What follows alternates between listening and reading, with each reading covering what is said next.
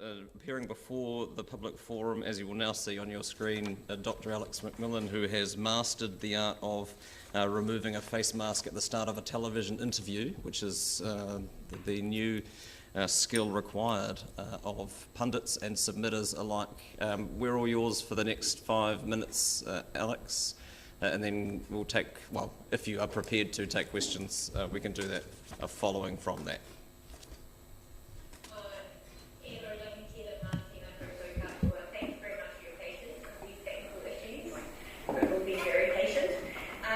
And thanks for the opportunity to speak today about Delta and Dunedin and urban planning response.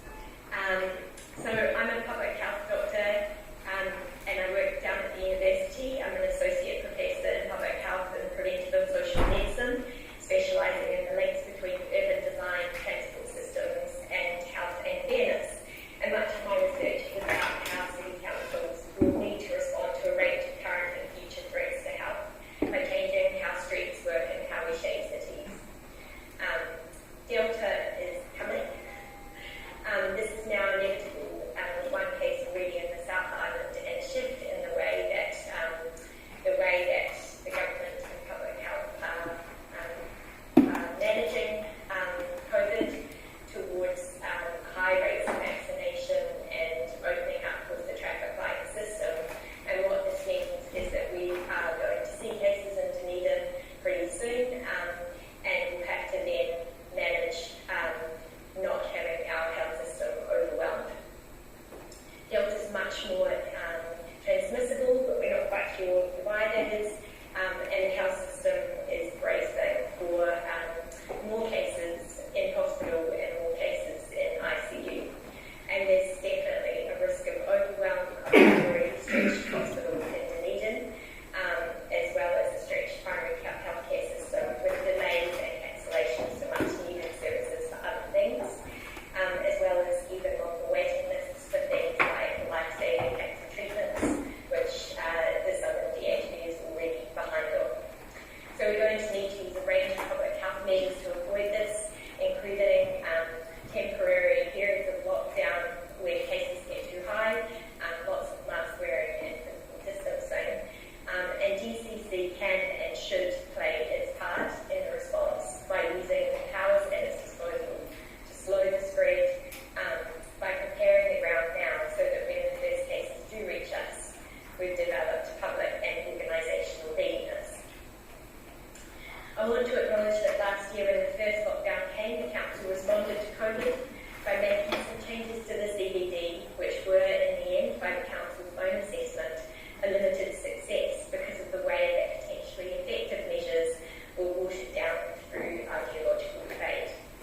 For instance, the lower speed limit and the dots on George Street. We know that Delta is different from last time and that we'll need stronger and more effective measures this time around, while also ensuring that the CBD can stay open for business safely as much as possible. And I want to stress that an economically resilient CBD that can stay open to business will rely heavily on measures that keep customers safe and well and case numbers down, so that we can avoid lockdowns as much as possible. A systematic review of outdoor transmission of COVID found that you're about 18 times or more safer outdoors than indoors. And this is really difficult to measure, and the authors acknowledge that this is likely an underestimate of the reduction in risk by taking activities outside. Outdoor transmission of COVID remains rare, even with the more infectious Delta variant. And this means that a resilient Dunedin economically will require business activities that can be taken outside to be facilitated to do so. Enabling safe walking, cycling and getting about by wheelchair are also important pillars in our Delta response. During more open levels where there are cases but businesses are still open, these are the safest ways to travel for the whole community. You've got 1 minute. And during lockdowns, they become crucial tools for community resilience, shoring up people's mental and emotional well-being, and increasing people's lockdown endurance. But taking it outside and walking and cycling for travel all have to be achieved with good physical distancing. This means people need adequate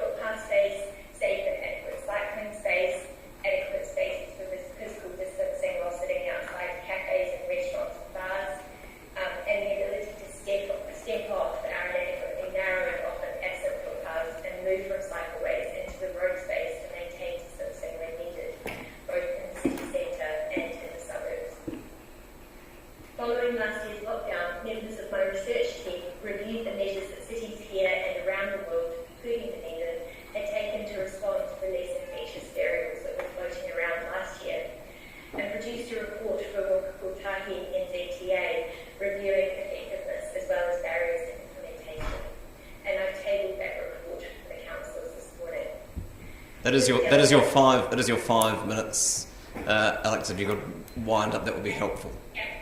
So I've had further conversations with these colleagues and considered carefully the specific Dunedin context before approaching you with a set of priorities. And I'm tabling 9 priorities and have done so with Glenn Hazelton at the council.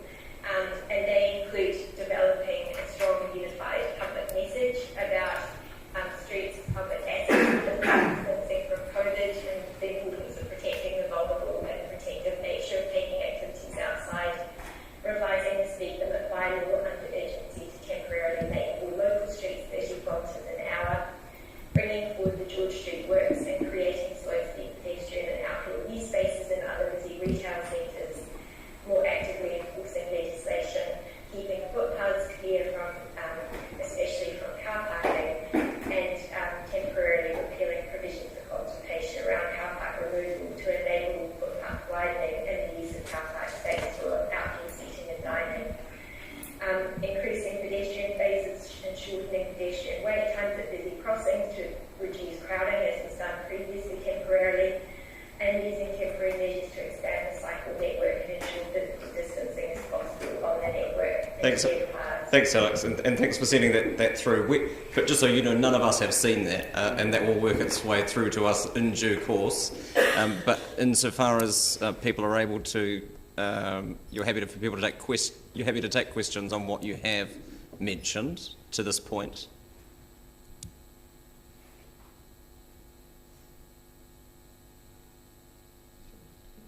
Can you? Oh, that's a whole different thing. Can you hear me?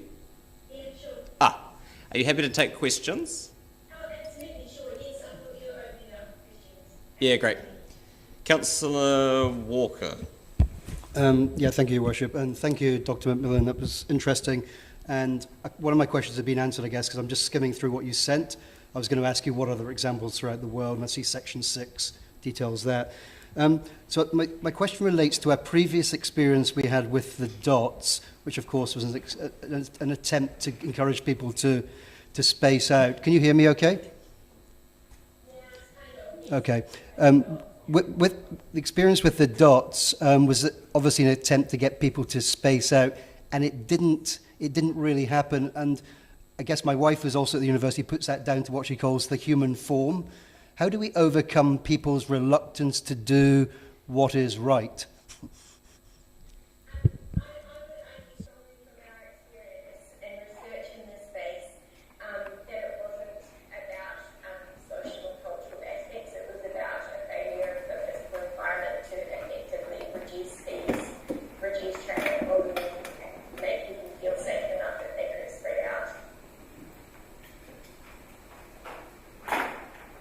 That's it. The number of people you could see high-fiving and hugging when we went back into that alert level suggested that not everyone was reluctant to be in close physical contact with others at that point. Councillor Vandervis.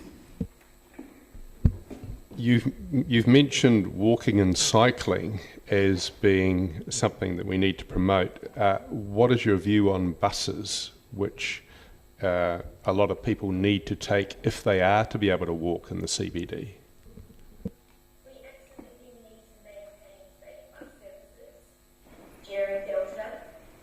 And obviously the measures that have been taken to make sure that buses are kept safe, including physical distancing on buses, are critically important. But what that means is that people who can walk and cycle should be doing so to allow people who do need to take the bus to do so safely. There'll be less capacity on the buses for physical distancing, and that needs to be maintained. And that means that people need to be able to walk and cycle safely if they can.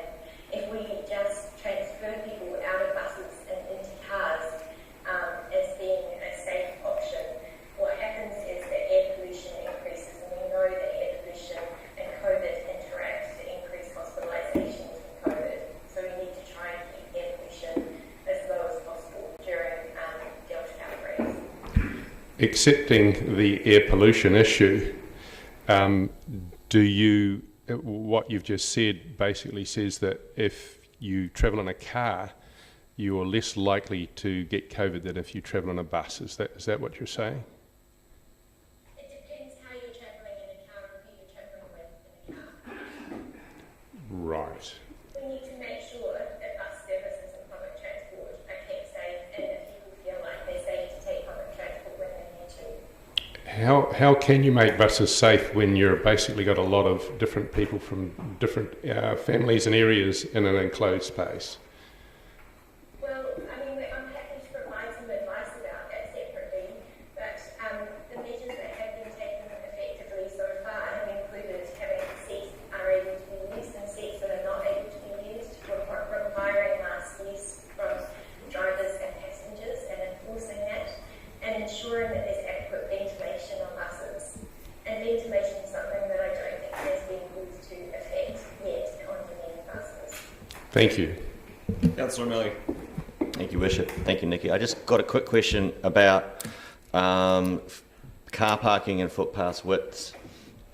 Specifically, when the resolution came to us last time, the dots on George Street and the 10K came as a suggestion from the Transport Department that if the cars were to maintain parking on George Street, which was a decision that wasn't a choice of ours, came as the parking would stay there, that people would have to walk out onto the street in order to pass each other.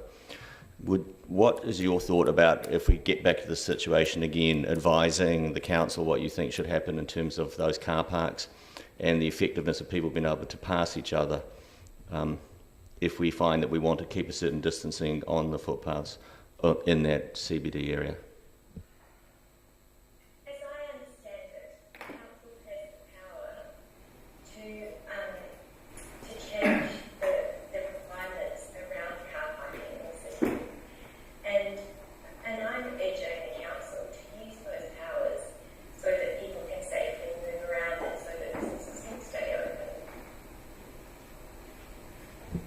It's really important that we use the powers that we can to reallocate car parking space to walking and to seating and taking it outside so that businesses can stay open during Delta outbreaks and when we have cases in the city.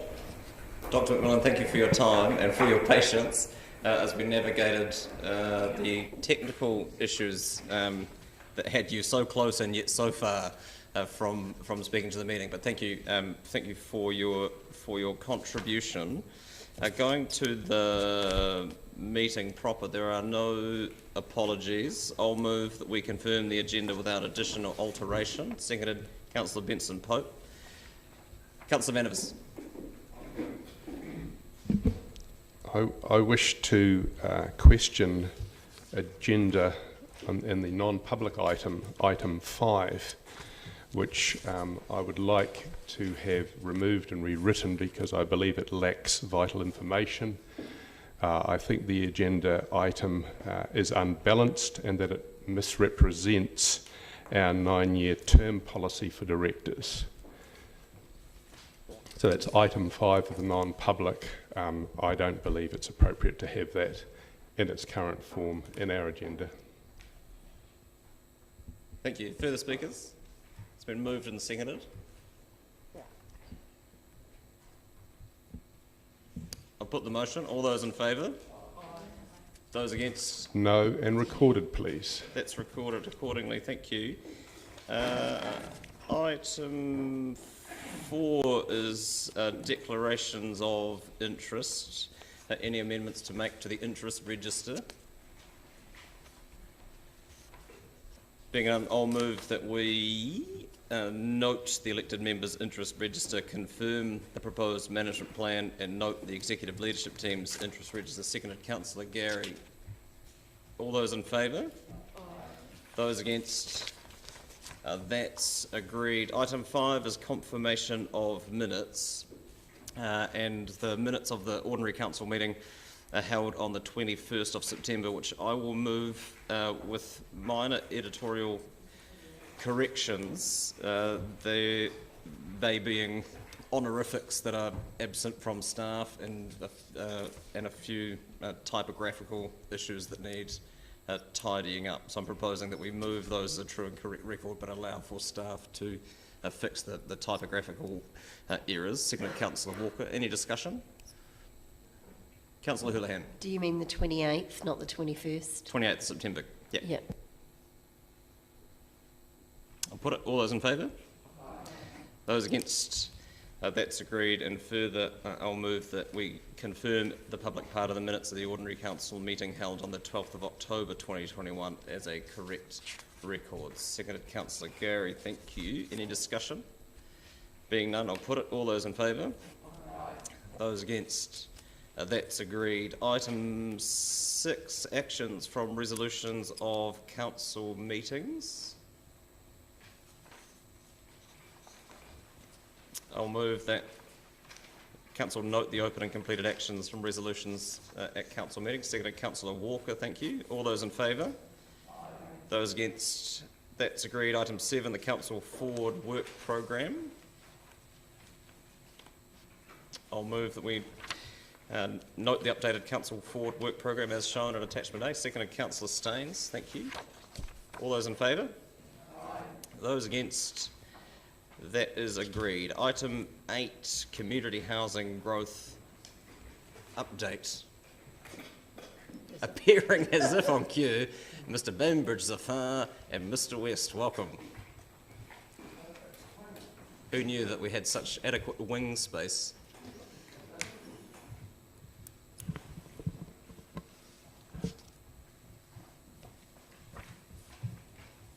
Anything from either of you by way of introduction? Ms. Graham. Councillors, as you'll be aware from your papers, there is a grey paper attachment that relates to this report. If you have specific questions about that grey paper item, can you please hold those until we are in non-public?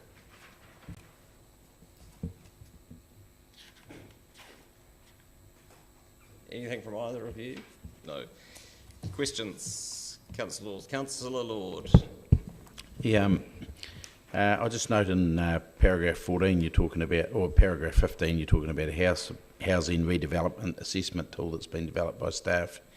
But I'm looking at the previous paragraph 14 where it talks about the School Street site where 9 housing units in poor condition were demolished and replaced with 10. And I just want to clarify that the $20 million that was put in the long-term budget is it your understanding that that is for new developing of new sites, not just to upgrade old sites? Correct. The 20 million was for new sites. Yep. Yeah. Thank you. And so the additional units that were able to be placed on that site will be covered by the $20 million, but the replacement of the existing stock won't be. So the 1, but not the 8. Yeah. All right. Thank you. Councillor Barker. Thank you. Sure. On paragraph 20, I just note that it says a housing action plan review will inform this program of work and that the update will come to the Community and Culture Committee, and I just wondered when that update might be coming to the committee. So there'll be a very short report, update report coming next week to Council with Jill Brown as our housing advisor, and I'll give you an update on how she's progressing with that important piece of work.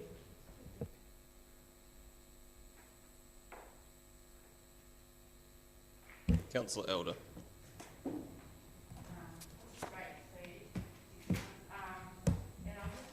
Councillor, can you use your microphone, please? Masking microphone. Is there a thought to the Housing Action Plan Advisor to set up ongoing meetings with those in the sector to develop their housing action plan? We can talk about that at next week's report, but yes, we'll be involving stakeholders across the sector, yeah. Okay. Yeah, okay. This report is on the capital build program more specifically, but it's useful to know that there'll be an opportunity for a broader discussion around the housing work at the committee next week. Okay, and oh no, that's my only question at the moment. Thank you. Councillor Reddick. Paragraph 14, we're building the houses in School Street to Homestar 8 standard. What is the typical building standard for, what's the typical Homestar rating for new homes in New Zealand currently? So Kangaroo have adopted Homestar 6 as the standard, and that's the standard we'll be aiming for as well. With School Street, with we were able to reach Homestar 8, or we believe we will be able to reach Homestar 8, minimal extra cost with just a few minor things. Right, and what's the average for new builds in New Zealand now? I wouldn't know what the average across the board is. So what would be the difference in price between, say, Kaiangaora are talking 6? Yeah, Kangaroo have adopted Homestar 6 as the standard for all of their new housing. And the difference in price between, per square metre price between 6 and 8? I wouldn't be able to say that. I don't know. I'll have to have a look for you. Right, and what's the plan for the upcoming units, the ones we'll be discussing in? We'll build to a minimum of Homestar 6 as well. And at this stage, any questions about that should probably be left because that's I was looking conceptual more for only. general council policy on Homestar rating. Indeed, but those other units are at a conceptual stage only, so very little detail. We haven't worked through that level of detail about them yet. And what's the minimum Homestar rating then for New Zealand builds at the moment?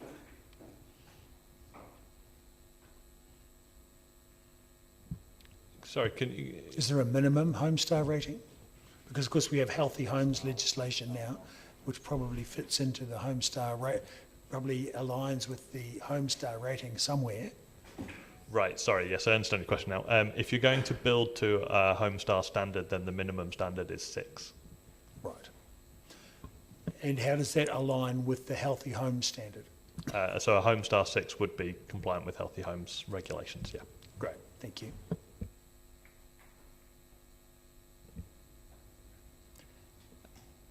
Further questions? I have two, well, it's the same question twice, really around the work at Palmyra and School Street, which has previously been on track, and in fact one of them was ahead of schedule. I think last time we had this discussion, just seeing where progress is and whether those are still anticipated to be finished over the coming summer. Yep, so Palmyra should be finished hopefully in December, potentially January at the latest. It's going really well. School Street, we have run into a few delays with global supply chain issues, particularly windows from overseas. We're hoping that should be completed by March. Thank you. Councillor Houlihan. Thank you. With the issues with COVID and a lot of people not being able to get resources and materials for building, do you think the prices we've got for things at the moment in the estimated budgets are realistic, or do you think we might find a lot of things are more expensive or are going to take a lot longer? Well, council allocated 20 million in the 10-year plan, and we'll build whatever we can with that. It's difficult to say what prices will do over the next 10 years. Right, you have no idea if prices for building has gone up? I mean, a lot of materials are increasing in value. Mm. So, because we set a certain amount of builds that we hope for with that Councillor, amount. if I might, Council had allocated a budget of $20 million Yes. without a target of the number of properties we could build for that amount of money. And so we will build as efficiently and effectively as we can, as many units as we can for that. But the inflationary pressures that everyone is facing at the minute are not just building, are pretty obvious with how the economy is. Yeah, it's a lot more expensive. Thank you.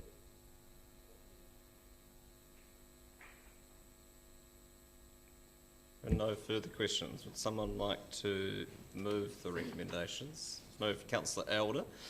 Seconded Councillor Hall. Would you like to speak to it, Councillor? I would. Community housing growth is a really important issue for Dunedin, particularly in a housing emergency and with rentals going up. So for us to input into this and also include healthy homes and universal design will enable people to have warm, dry homes that are affordable, and that's a really important thing. And it's great to see that we have a housing action plan advisor to drive this work, because in fact it is a big piece of work. And it's great to see also that we're working with Kaiangaora and others to partner to actually create more housing, more social housing and more affordable, warm, dry housing for our community. and particularly the most vulnerable, and also for those with disabilities. The universal design is amazing. It will really liberate those people. So, thank you. Further speakers?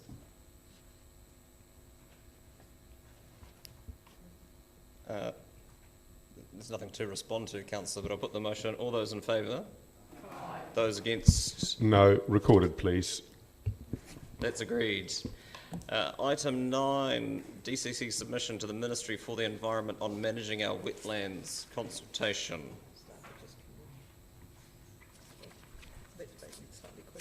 It's on page 43.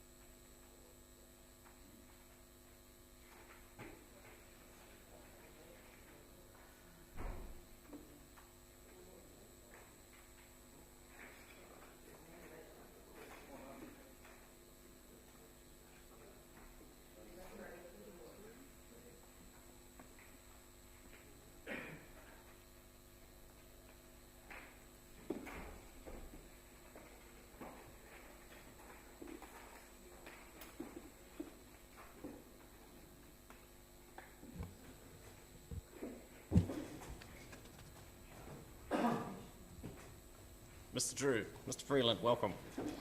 Anything you wish to offer by way of introduction? No, happy to take it as read and answer any questions. Excellent, thank you. Questions? Councillors, Councillor Vandervis. On page 48, it talks about natural wetlands should not be defined based on vegetative factors alone, because wetlands are a combination of hydrology, soils and vegetation.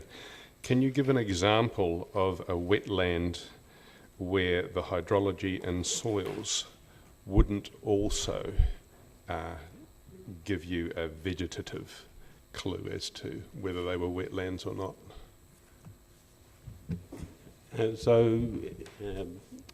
The advice on this part of the submission is from Dr. Richard Ewins, our biodiversity advisor. Wetlands have a wide range of types. Things like the Tomahawk Lagoon is a regionally significant wetland. So I guess that's a wetland where the vegetation doesn't determine the fact that it's a wetland. Some of the definitions, and the devil's in the detail here, what is defined in the parameters that make up a wetland causing problems in terms of things which perhaps not everyone would conceive as being an important wetland worthy of protection being captured. Sorry, hopefully that answers your question. Thank you. Councillor Raddick. Item 10, page 49. Do you think, is it appropriate that we submit on pathways for landfills, given that we might have a perceived conflict of interest with Smooth Hill looming? That'll be one of the reasons why we are submitting. There is no conflict, Councillor. We've taken advice on that. And in fact, the consenting pathway at the moment is that there isn't one for a landfill in or near a wetland. It's a prohibited activity. Can't even apply for consent. Councillor Walker. Yeah, thank you, Your Worship, and thank you for the report. Yeah, I've read this a number of times. I've got a number of questions. I found it quite difficult to understand some of the contradictory elements of it. So my question is, assuming that, obviously, as it says in the actual government paper, that the definition of the wetland is trying to better acknowledge the original intent, it seems that, doesn't our submission in some ways contradict that? So, yes, to a degree. What Mr. Ewens is pointing out is that the difficulty is that the current definition appears to capture things which people consider to be wetlands and other people don't consider them to be wetlands. And what Mr. Ewens is pointing out is that the proposed change may have the negative result of removing things which are actually wetlands from the definition.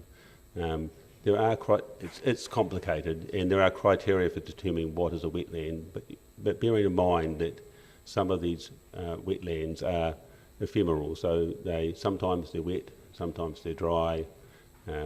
It's not black and white, so to speak, and it is complicated. You confirm my reading of it. And just to confirm, this has to be submitted by today, which is obviously a very short time scale. So in our submission, our recommendation is to remove the exclusion and rely on the wetland, the RMA definition and expert discretion. Surely by doing that, it just re-entrenches the problematic scenario of defining what is expert discretion? I mean, isn't that just as problematic as taking a view? Because the problem is, why didn't we take a stronger alternative view on what it should actually be, I guess? So the recommendation is to remove part of the definition, to remove that aspect. As you understand, is a technical expertise required to determine what is or isn't a wetland, and it is difficult. So obviously the technical experts are having difficulty coming up with words which clearly express all situations as to what or what isn't a wetland, and that's why I think they leave it to the technical experts. It's no different than determining what is a significant tree. For instance, we have to have arborists, we don't have numbers or exact criteria. I've probably got some more to come back to. So in terms of our submission, if we go to our submission points 3 to 7, where we state we don't have a view on the question. When I read section 3, which is parts 3 to 7, those parts seemed really logical for me in terms of, again, achieving the original intent. And I'm a little bit concerned that we don't posit any view in that, even if it's just a vague supporting of the fact. And I guess why do we have no view in that section? It seems important. And so the wetland, the managing the wetlands and the associated revisions typically are managed through the regional plans, and we wanted to focus our comments on the things which directly relate to council's activities and potentially changes to the district plan and pathways for urban development. Rather than say we have no view, the reality is that it's a regional council matter. We're not opposed to these things, but we just didn't feel like we needed to put any effort or energy into those responses.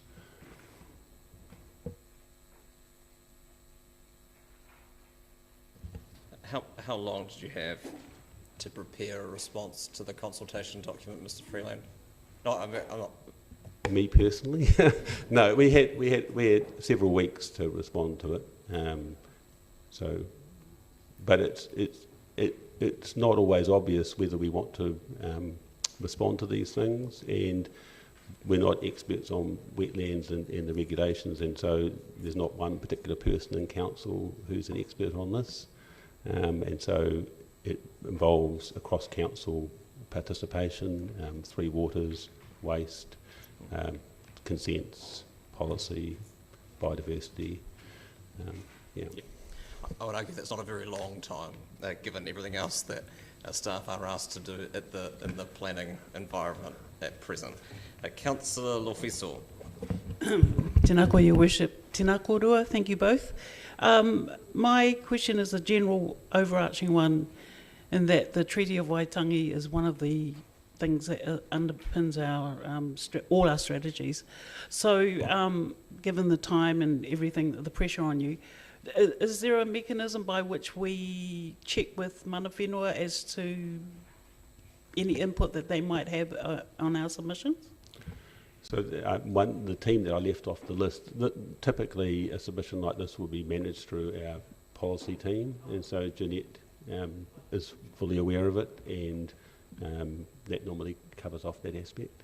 Thank you. And then my question sort of, it's a question of clarification. It relates to number 8 about quarries, and it sort of follows up on your answer to Councillor Raddick's question about landfills. Are there, the wetlands in our district, are there any near quarries? So the wetlands, the regionally significant wetlands are spotted around the district. I'm not sure whether they are immediately adjacent or near quarries, but the difficulty is that not all wetlands are identified, and so you could go to a property, have a development idea, whether it would be a landfill or housing or a quarry, and discover that there was something there that met the current or one of the current definitions of wetland. So they can take you by surprise sometimes. So that's why in your answer to Councillor Raddick's question about landfills or non-consenting things, you want a consenting pathway to be able to... my assumption was that we have no consenting pathway because we want to protect those areas, but you're saying not. Yeah, so we do want a consenting pathway because the values and the qualifiers as to what is a wetland doesn't always mean that it is a wetland worthy of protection or preserving.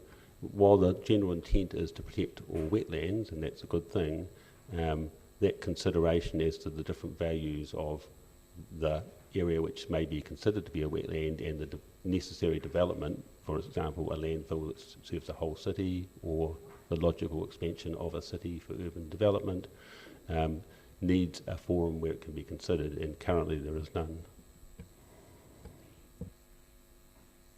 Councillor O'Malley. Thank you, Worship. It is back to that Section C question in terms of the vegetative cover.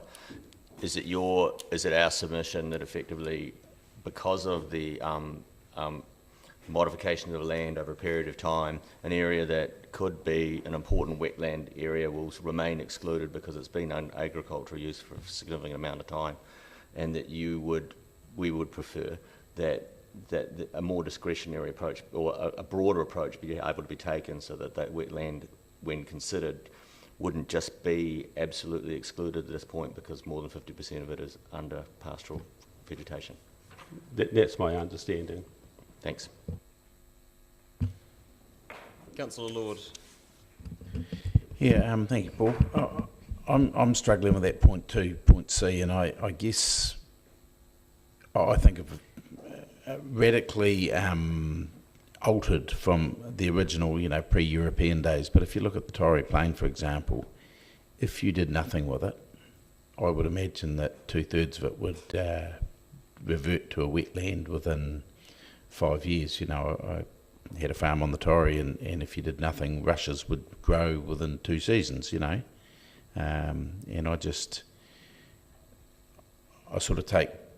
trying to work between Councillor Vandervis's question and Councillor Walker's and work out what does this mean for just ordinary farmland that is low-lying, or I wonder if the clause C would be the perfect one as a mid-ground to take the pressure off a lot of people, and I just can't see why you're objecting to it.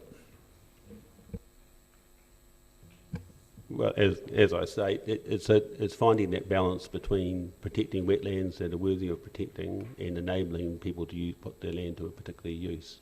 And I'm not sure what the feedback that MFE got that got them to the point of revisiting this national policy statement and national environmental standard about managing wetlands, but it may well be it's not just councils that have large developments, but it may be also farmers trying to operate and the desire to regenerate wetlands or re-establish wetlands just on low-lying paddocks which have been farmed for quite some time. So there is a tension here, and it is trying to find that balance, and I understand the questions that have been asked, but I think there's still going to be a shades of grey at the end of this process, but at the moment it's relatively black and white in terms of being able to consider things, and the current definition is obviously causing difficulties for any number of people around the country, including farmers.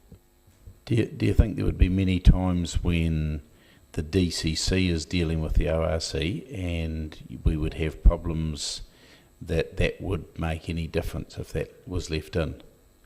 And I think, like you've given the example to Councillor Vandervis of the Tomahawk Lagoon, well, the Tomahawk Lagoon's clearly not just a paddock with 50% exotic species. It's absolutely undoubtedly a wetland. Well, I don't think anyone would argue that, and I don't think anyone would want to develop it. So I'm just sort of struggling with it still. In terms of the RRC and the DCC working together with regards to biodiversity, we have a good working relationship between the staff for the two organisations, and there is both a regional and territorial local authority requirement to manage biodiversity. There's a joint responsibility there. Thank you. In terms of your comments around seeking to find a balance, is it not seeking to find a balance that has got us in a situation where only 10% of our natural wetlands remain? It's a rhetorical question. Councillor Houlihan. Thank you. Number 10, where it talks about landfills and discretionary or prohibited, what benefit or otherwise, if this is supported in the submission and accepted, does this have on our application for Smooth Hill? I imagine it's just a timing matter. This will take some. This submission is to help generate a report by MFE back to the Minister, and then they will consider changes to the legislation. Until such time as that legislation changes, there'll be no change in terms of how Smooth Hill is considered and processed under the relevant plans. So at the moment, the prohibited or discretionary issues are, would it be fair to say they're an issue for us with Smooth Hill and the consent? So as I understand it, they have been an issue, and they have resulted in the need for careful design to avoid what is considered to be a wetland, because there's no ability to apply for consent. But just for clarification, there are no issues with the design of Smooth Hill that is currently in a consenting process, and we have managed through good design to avoid the wetland. Okay, thank you. I have a couple of questions. One is around the desire for there to be a consenting pathway for a broader range of activities than are currently allowed. And the proposal is to make those activities discretionary as opposed to prohibited, but obviously there are other options that would allow a consenting pathway, in particular making them non-complying activities, the difference being a discretionary activity is almost anticipated in the hierarchy, and a non-complying activity isn't, but it still allows you a pathway through, whether it's through the gateway test or whether the effects are no more than minor, to be able to consider things where, for whatever reason, there's seemed to be no alternative, or it is the best use of that land or whatever. So what consideration was given to whether or not that middle ground, if you like, as part of in terms of activity status, would be more appropriate?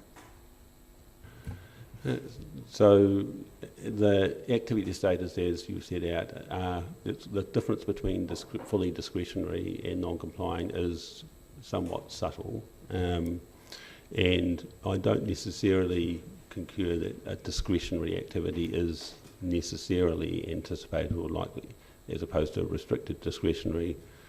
Both allow full consideration of all effects, and so therefore either non-compliant or discretionary would open up an avenue for consideration of some things which are currently prohibited. So it's a subtle difference. Non-compliant possibly would be acceptable as well. It certainly would be an improvement over prohibited as well.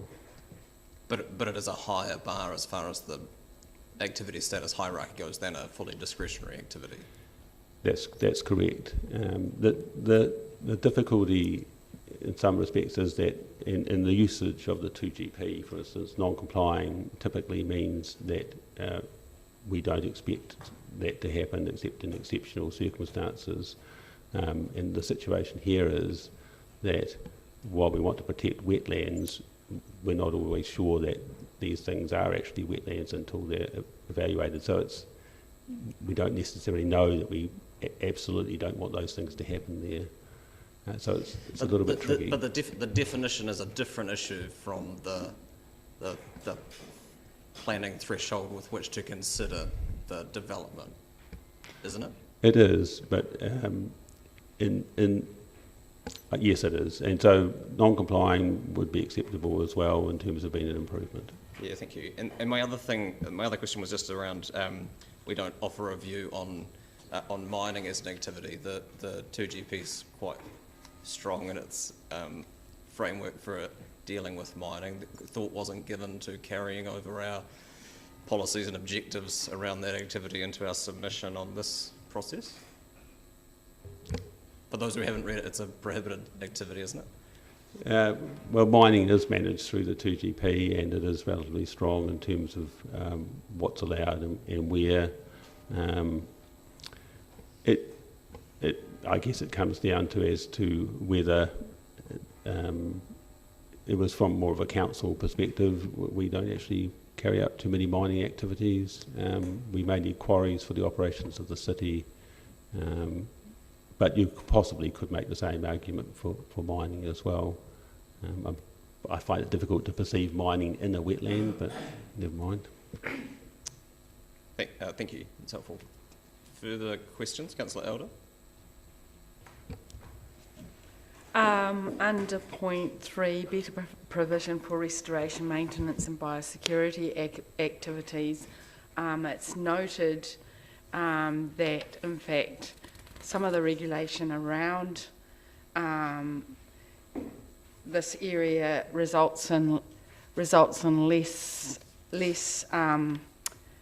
restoration and maintenance. And on page 60, there is recommendations, further refinements to provisions are needed.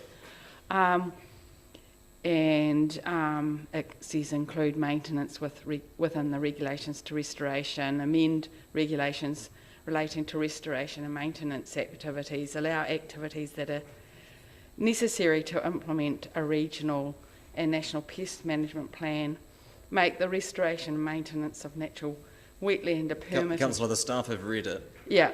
So I was just wondering whether what our views are on that, and because we've put no views there, but or we didn't comment on it, and I was just wondering whether, in fact, that more permissive within the regulations would be commendable, or what are your thoughts on it? As stated earlier, we didn't focus on that, but in a general sense, the main thrust of these regulations are to protect and restore wetlands, and we're not trying to promote anything which would get in the way of that.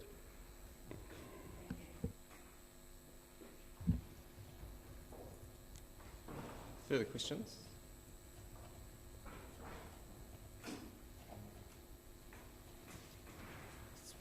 You're moving what?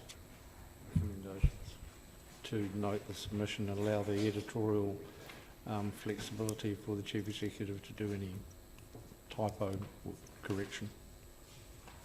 Okay. And you're comfortable with the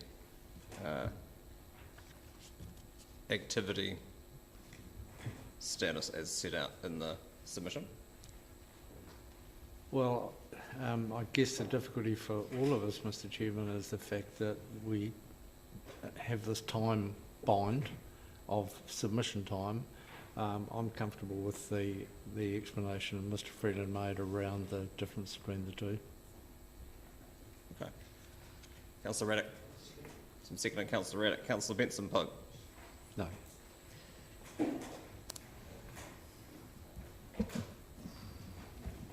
Further speakers. Councillor Raddick. I'd like to commend the team on this excellent submission, and I really appreciate seeing a lot of elements of the submission where there is no view, because there's no point in wasting hot air on something that is we're neutral on. And the focus of the submission is on the things that directly affect us, which is quite important. And I agree with the pragmatic and balanced approach, so that where there are issues, where issues might arise, where it could be quite important to the well-being of the city or the city's future or the future of the wetland, that this submission pushes for the debate to be able to take place that is appropriate to the circumstances. So it's more circumstance-based, so that the debate can then take place, rather than this is prescribed versus that is prescribed. And it allows a thorough and accurate exploration of the issues to take place. So I think it's balanced and pragmatic. Thank you. Further speakers?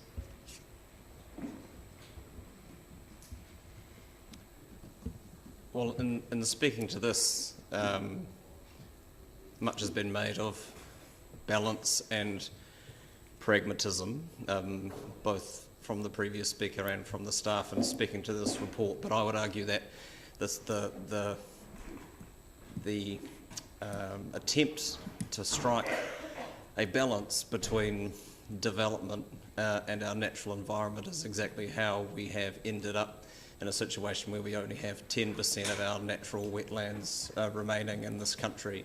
And there had long been a push to preserve them, or make a greater effort within the planning system to preserve them over a number of years, and that finally happened through the NPS and NES, but no sooner was the ink dry on that, government, in response to pushback, have sought to dilute the protections that were afforded our natural wetlands. And I think that's disappointing. I'm broadly comfortable with the submission, but would have liked it to have been stronger. I think providing if the desire is for there to be a way for an application to be considered under exceptional circumstances, then that can be done if said land use activities are non-complying activities, as opposed to being fully discretionary activities. And I accept that is a nuanced argument, but I think it's as much as anything about sending a signal that this isn't something that we want to see in or adjacent to our natural wetlands, regardless, and how they are defined. I'm comfortable with that being something that can be contested by experts in that field, as opposed to something that is prescribed within planning rules. It's a difficult thing for reasons that have been illuminated through questions, but I can't see how we can justify, given the situation that we currently find ourselves in, providing a more liberal consenting pathway for urban development in our diminishing and dwindling natural wetlands. And so I will be voting against this. If it fails, I'm happy to foreshadow moving the submission in its entirety with that amendment. But that is the crux of my discomfort with what we have in front of us. Further speakers. Councillor Van Ivers. I personally am very pleased that we only have 10% of the original wetlands remaining in this country. I think, for instance, that the enormous wetland that used to be South Dunedin was a very poor use of that area, and that having a large population being able to live in close proximity to the harbour, and a lovely large flat area for development of Dunedin has been extremely important for us. This idea that somehow all wetlands should be retained and should have been retained, and that there are never better uses for them, I think is mistaken. And South Dunedin would just be one example of an area that is affording far better use of that area than it was as an original wetland. Sorry, Councillor O'Malley. Your Worship, I'll vote no upon hearing His Worship's subsequent motion coming through, should this fail. The question I asked the staff about modification of wetlands and into grasslands is in fact that most of our wetland loss over time has been done historically, and in fact this definition could be achieved by aerial spraying and dropping of grass seed on a wetland, and then it would now have more than 50% coverage, which brings the staff's concept through that definition needs to be given more local authority. And I guess what I'm looking at here too with some of this is the removal of local authority. And I think this is coming across the board. And so we need to be stronger in our environmental outcomes than I think the government is pushing. And I do think it listens too often to certain voices. And those voices themselves need to start listening to where we need to go in the future. The concept that a wetland is a swamp, which should be a paddock, is an old one, and I think it needs to be addressed. And I think that we can go forward in harmony with our environment. And I certainly know, having grown up on a farm, most farmers want to be there because they love the area they live in. And a lot of it is about what you perceive is important and what you perceive as unimportant. And we need to change our perceptions, and that means some bold moves stepping forward. Councillor Houlihan. Yes, I have a concern about how low our percentage of wetlands are in our country, and the fact it's decreasing and the submission is concerning to me. Wetlands actually do play very good environmental benefits to a lot of things. Like, for example, for flood mitigation, the wetland absorbs a lot of the water, and which is something particularly on the Tairi that's beneficial around that area. They also bring more birds to the area. It encourages more biodiversity.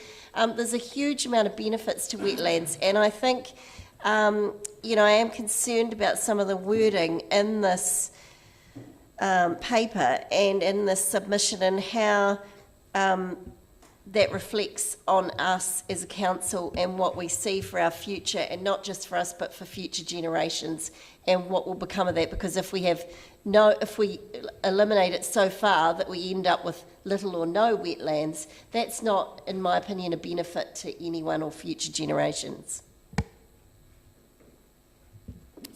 Further speakers, Councillor Barker.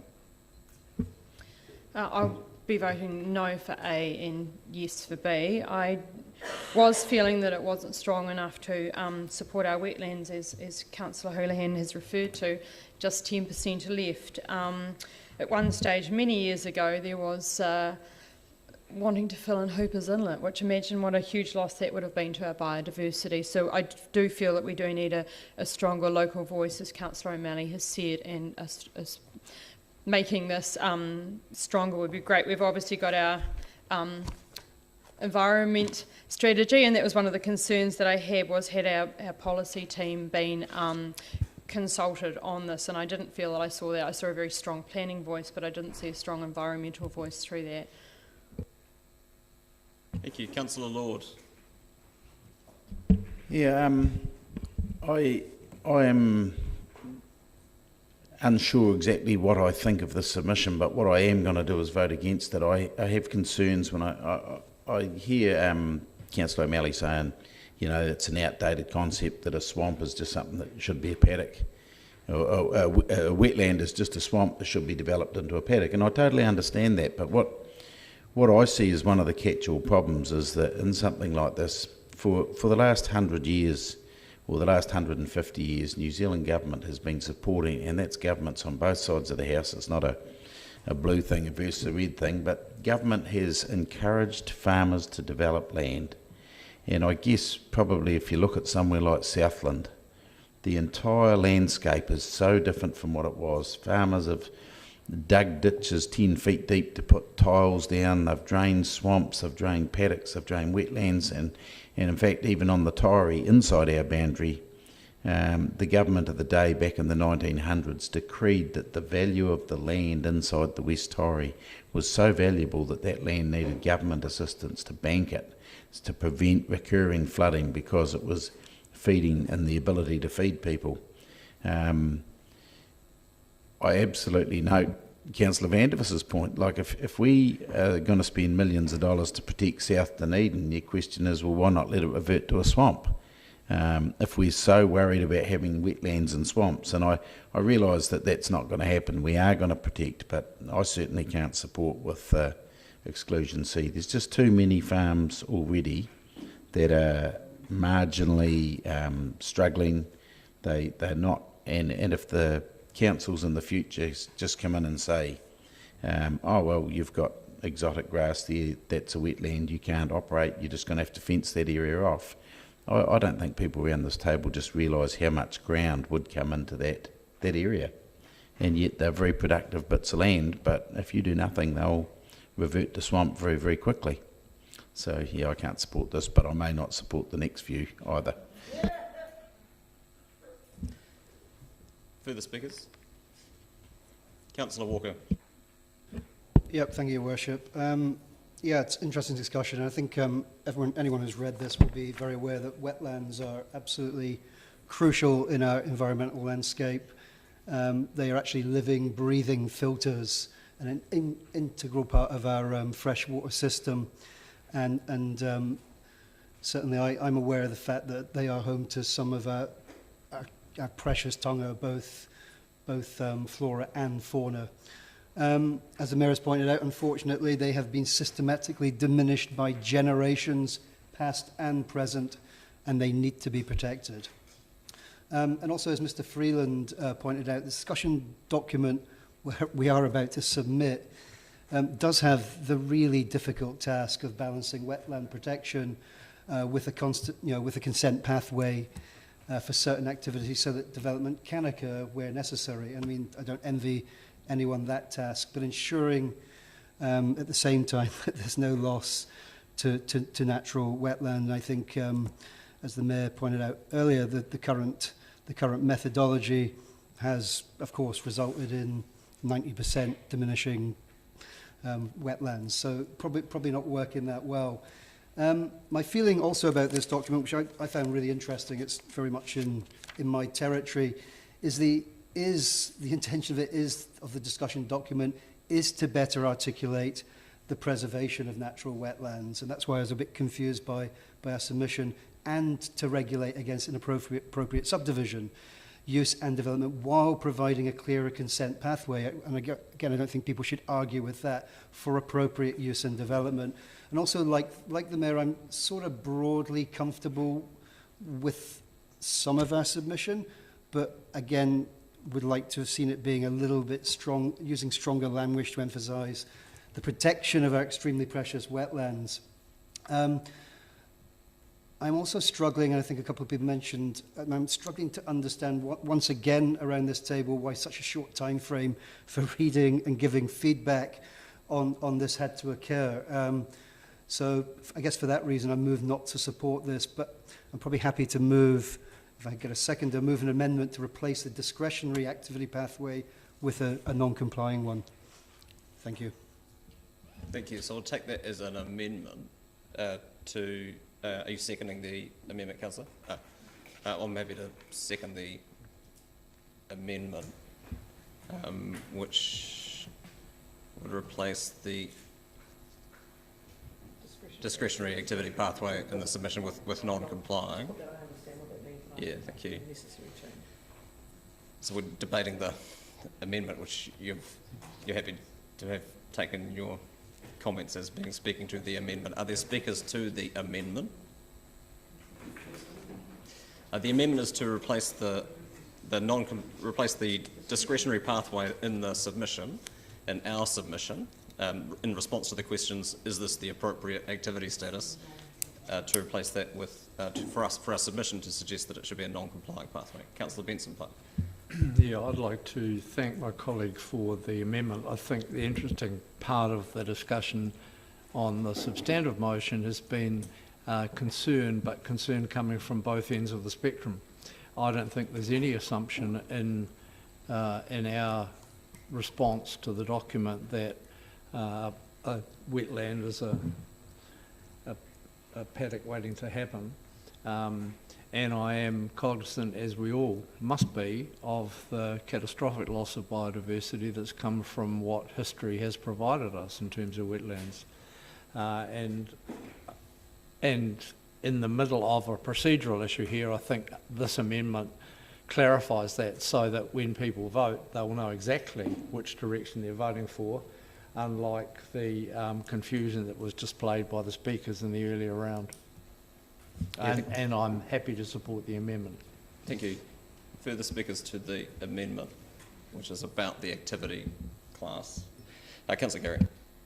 Thank you, Your Worship. I've been sitting, listening attentively to all of your debate, and I want to thank colleagues for the thoughtful and considered debate on this. I think the quality of it's been high. I just wanted to comment on the changed activity status that's being suggested, and I'm going to support that amendment because I think it's much more appropriate. It allows a consenting pathway. It doesn't assume that the activity, there's no idea of assumption around the activity. It's harder to get it across the line, but it does give a pathway to do so.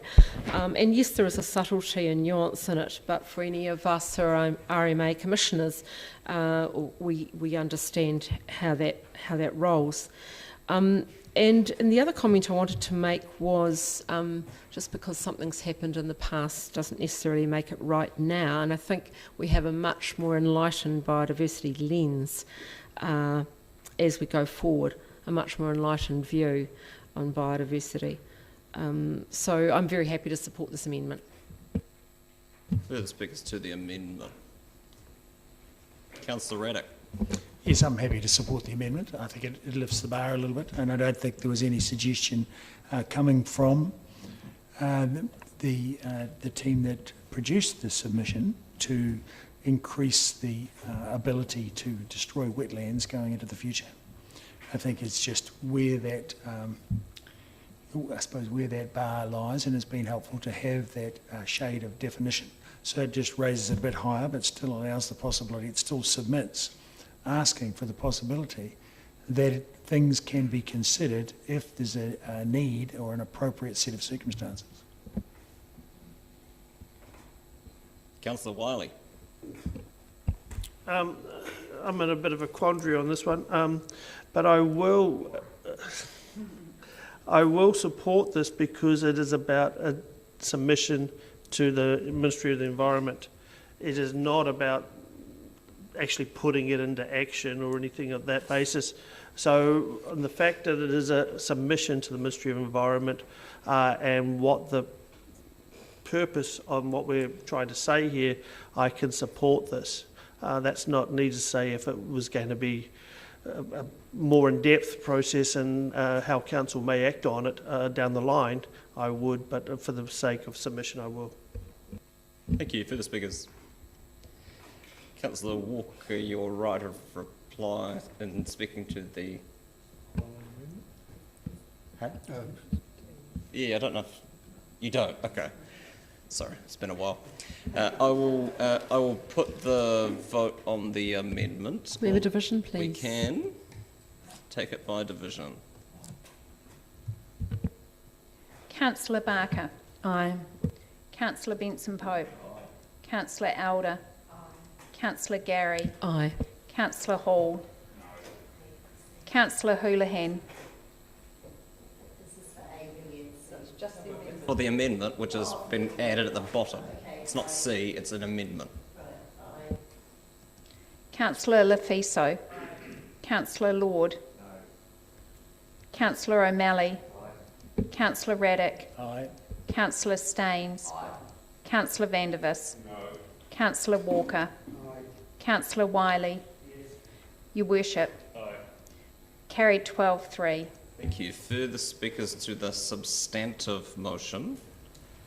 Those who haven't spoken. As amended on the submission. Councillor Benson-Pope, your right of reply. Can't imagine there's much more to say, Mr. Chairman, but I will just make the observation, though, that a lot of the difficulty that people are facing here around the issue has been caused by the lack of time we've had to consider it, which surprises me. I understand that staff are under considerable pressure in all sorts of consenting areas, given the other documents we're responding to, but this one I think we would all have liked to see with a little more time to work through, given the number of amendments that people might have wished to make. And it is always problematic when, whether people are happy with something or not, when it comes to this point without enough consideration. I think that's the case here, but I think this is in a, we're in a good place in terms of a rational response to what the government's asking of us. Thank you. Just in advance of putting the vote, I'm conscious that the resolution is evolving before our eyes. Just adding in the amendment so that it's clear, because the amendment sits separately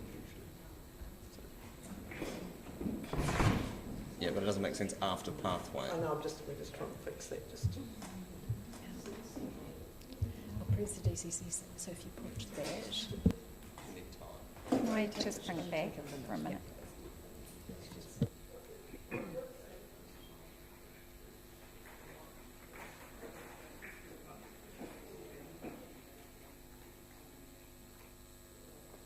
In the unlikely event that votes are taken by division further in the meeting, it would be useful if people would use their microphones for that purpose. I'm as guilty as anyone else for the purposes of the recording of the meeting.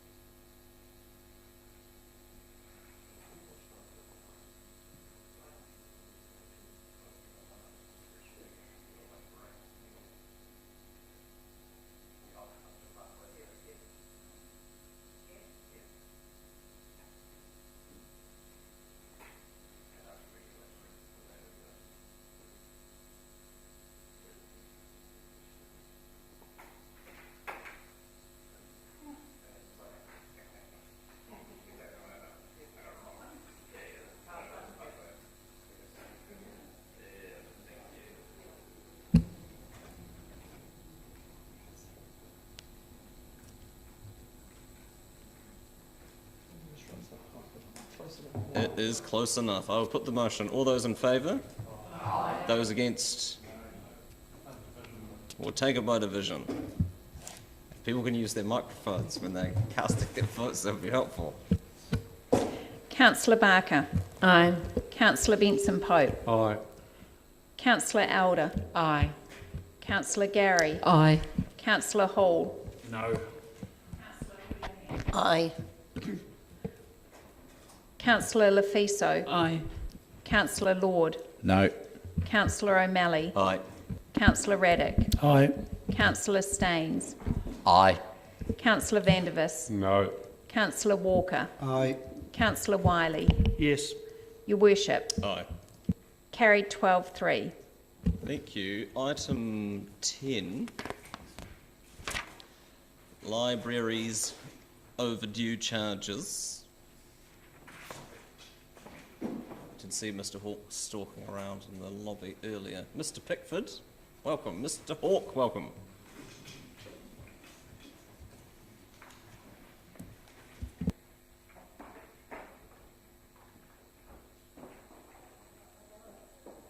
Anything that either of you would like to offer by way of introduction? Questions? Questions, councillors? Councillor Vandervis.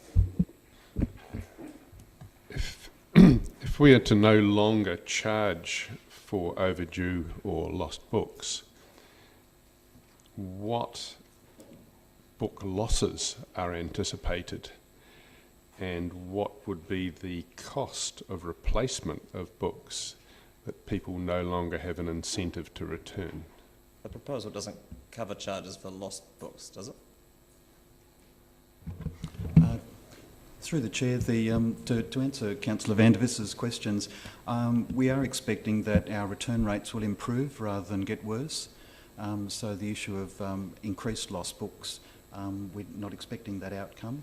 The contrary experience with overdue charges is that not only our own experience but that of other libraries is that they present a barrier to return, particularly once the charges get beyond a certain level, and actually operate as a disincentive for people to return those books. Have there been any other libraries that have, in New Zealand, that have done what you're proposing? And do you have any statistics on book loss and replacement cost? Through the Chair, in the report I've listed some of the councils that we're currently aware of that have already removed overdue charges, including the Auckland Council, Nelson and Hutt City Councils, and a number of district councils, the closest to us being Clutha. And the experience from those councils, particularly Clutha, was that they experienced an increase in library usage and decreased loss rates. So if we were to under the proposal, if someone is to lose a book, the recommendation before council doesn't preclude the payment of those charges, so that would still remain in place. But if someone lost an item, then they would, as in the current arrangement, be billed and be expected to pay for that item.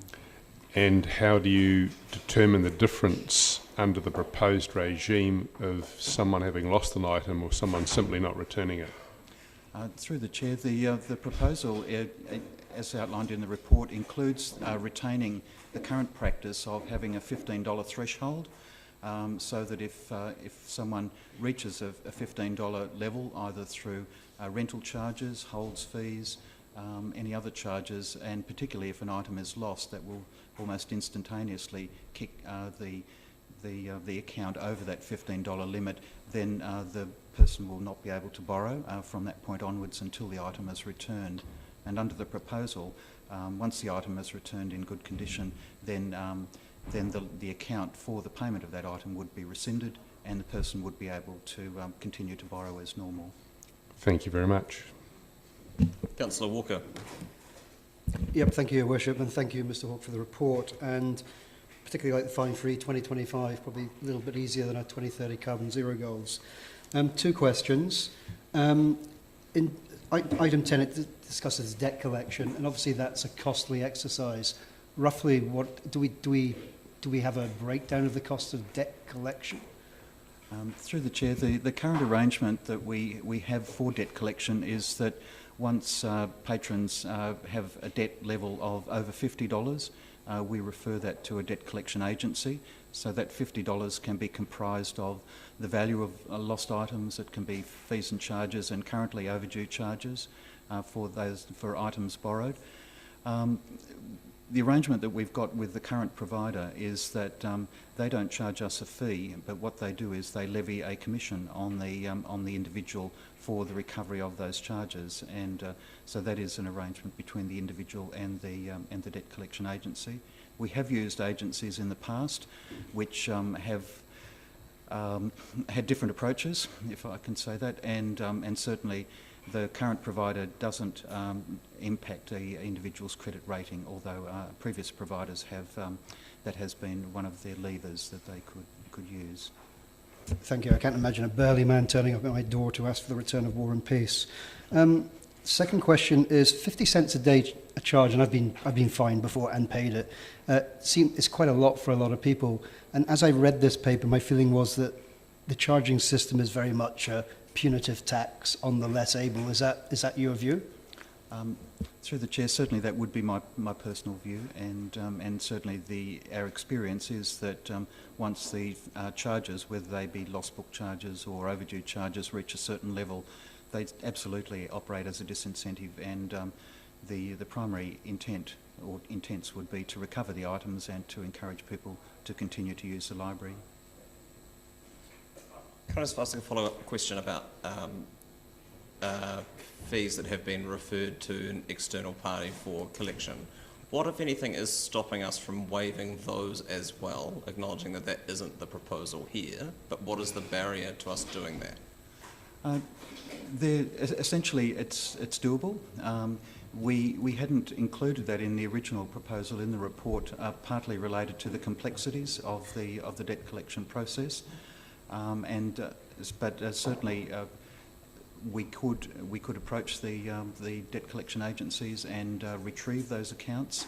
The only proviso at the moment is that our current provider, under our arrangement with them, would continue to levy a commission charge on the individual. We could withdraw our account, and essentially the person could continue to borrow from the library, but they would still have a debt to that collection agency because we've referred that to them. That's my current understanding. And do you have a sense of how many people that would currently be affecting? With our current provider, we've got about 630 accounts that have been referred to that provider. Okay. Councillor Barker. Thank you, Your Worship. Kia ora koroa. I just want to ask a question about the visitation to the library. It says in paragraph 7 about the registered membership of 107,000 approximately, and the number of active members, but I understand that the actual visiting or usage of the library is a lot higher than that. How many visits would there be on average annually? Through the chair, on average, we in pre-COVID times we would have sort of 1.2 million visits to libraries in a year. COVID has impacted that. In 2019-20 we had I think it was 990 odd thousand, and 2021 we had a bit over 1 million. So we've managed to maintain that level of visitation despite the lockdown periods, but certainly COVID is impacting library usage in many aspects. So would you expect with the decrease in the fines for there to be, I guess it's hard to measure with COVID, isn't it?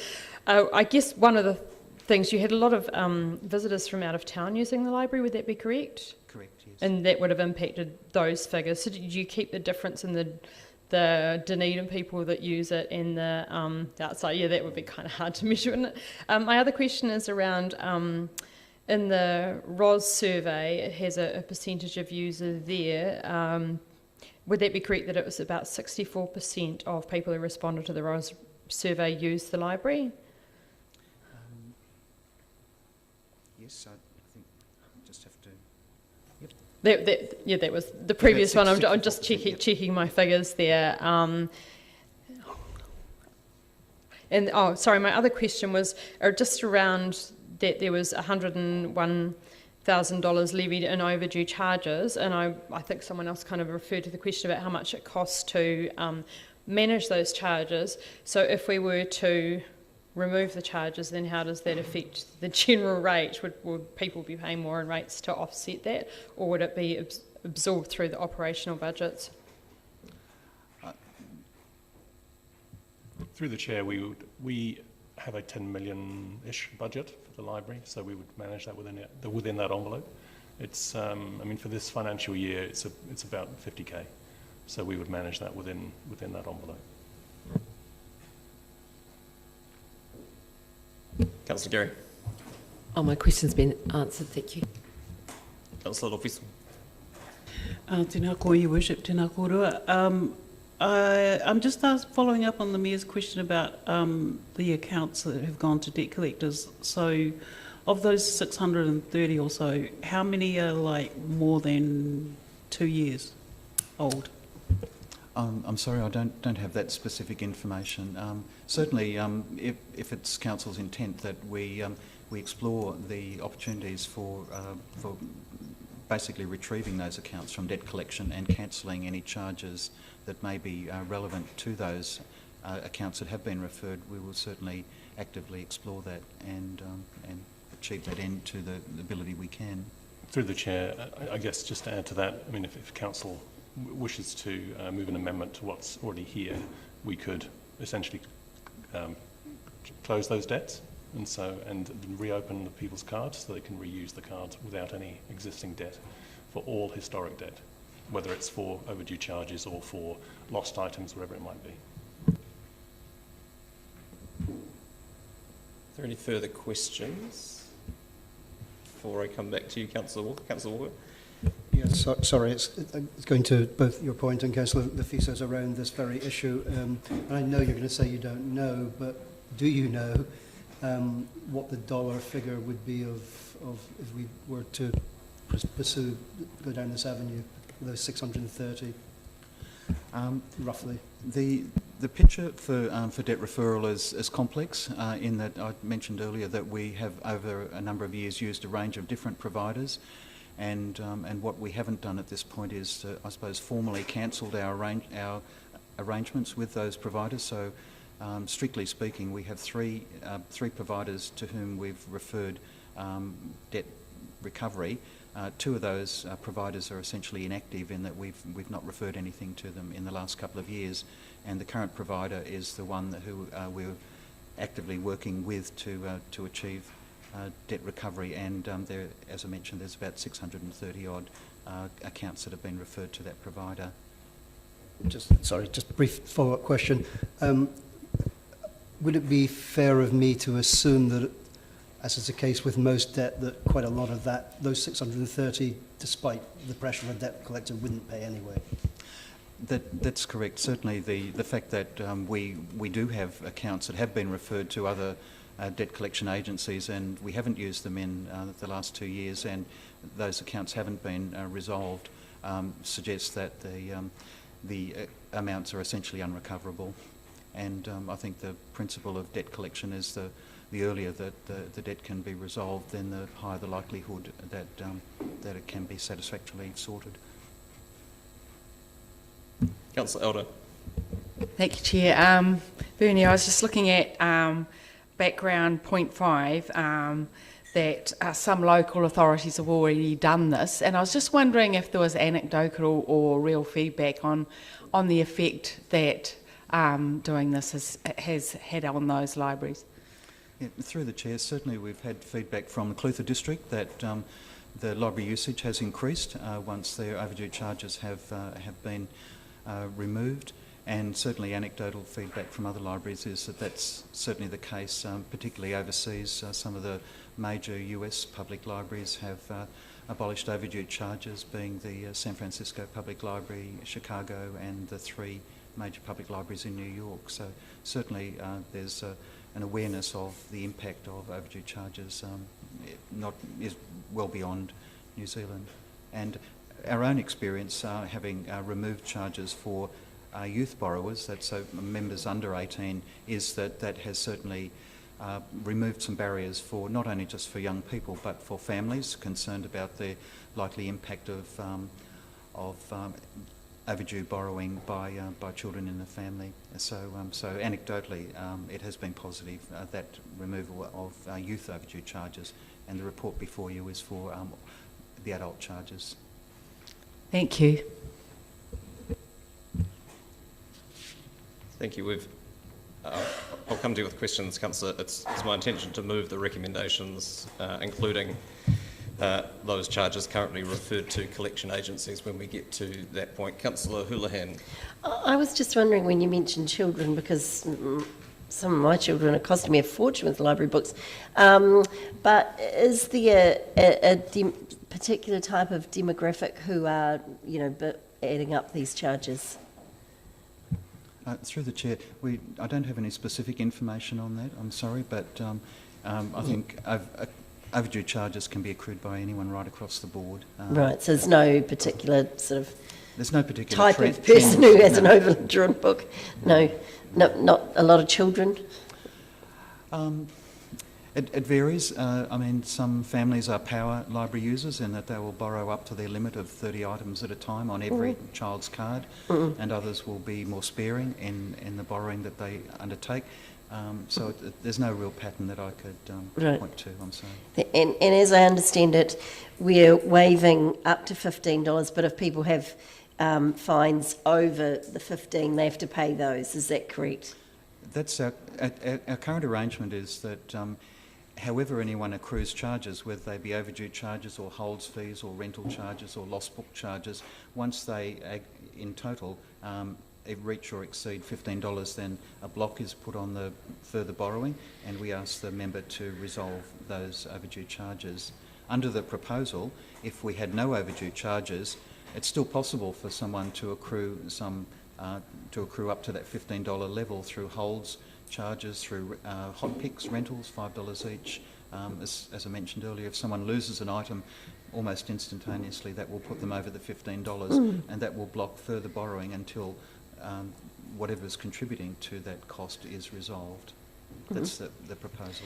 Yeah, it can add up very quickly, because if they get out 30 books and say they don't return them straight away and they've got 20 outstanding, the expenses can add up.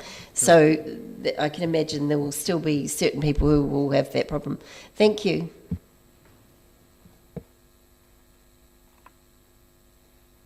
There are no further questions. I've moved an amended recommendation. It's been seconded by Councillor Lord.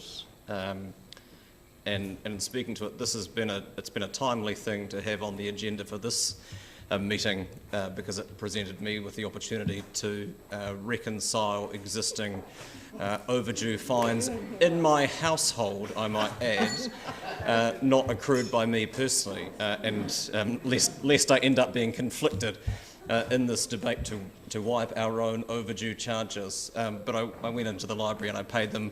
And it didn't really make much of a difference to me, and that's exactly the point. Is that is a luxury for many people to not be driven by overdue charges at the library, and all fees and charges are inherently regressive and therefore disproportionately impact upon people on low incomes. And we see the same thing with parking fines, which are worn as a business expense by many people. But are a large obstacle to others in terms of how they move around and how they access the transport network. It's no longer will people have to get out their copy of War and Peace on their children's library card, Councillor Walker, for fear of needing more than the allotted time to read the sweeping Russian epics. But this is a discussion that's been going on internationally for some time, and I'm pleased to see that it's landed here in New Zealand, and I commend the national body of libraries for running this campaign and our staff for being receptive to it. It is the existing situation, as we know, for children in our community, and it hasn't created mass issues with people hoarding books, and I can't see how that will be the case. I can't see how we will be the exception to the international rule that reducing this barrier to engaging with the public library system will do anything other than encourage more people to be more actively involved with their libraries, and it seems to me a semantic argument as to whether the overdue charges may currently sit with someone in council or currently sit with an external agency that we've tasked with collecting them. I don't see how we would be benefiting. I don't see how we'd achieve the true intent of what is being proposed here without those 600 odd accounts equally being granted amnesty in the way that we are for those who haven't sat on quite as long a timeline. So thanks again to the staff for doing the work, and I look forward to we'll soon find out through visitation and access and correlation isn't causation, but it'll be interesting to see what the flow-on effects will be from this on people's engagement with the library network. Councillor Gary.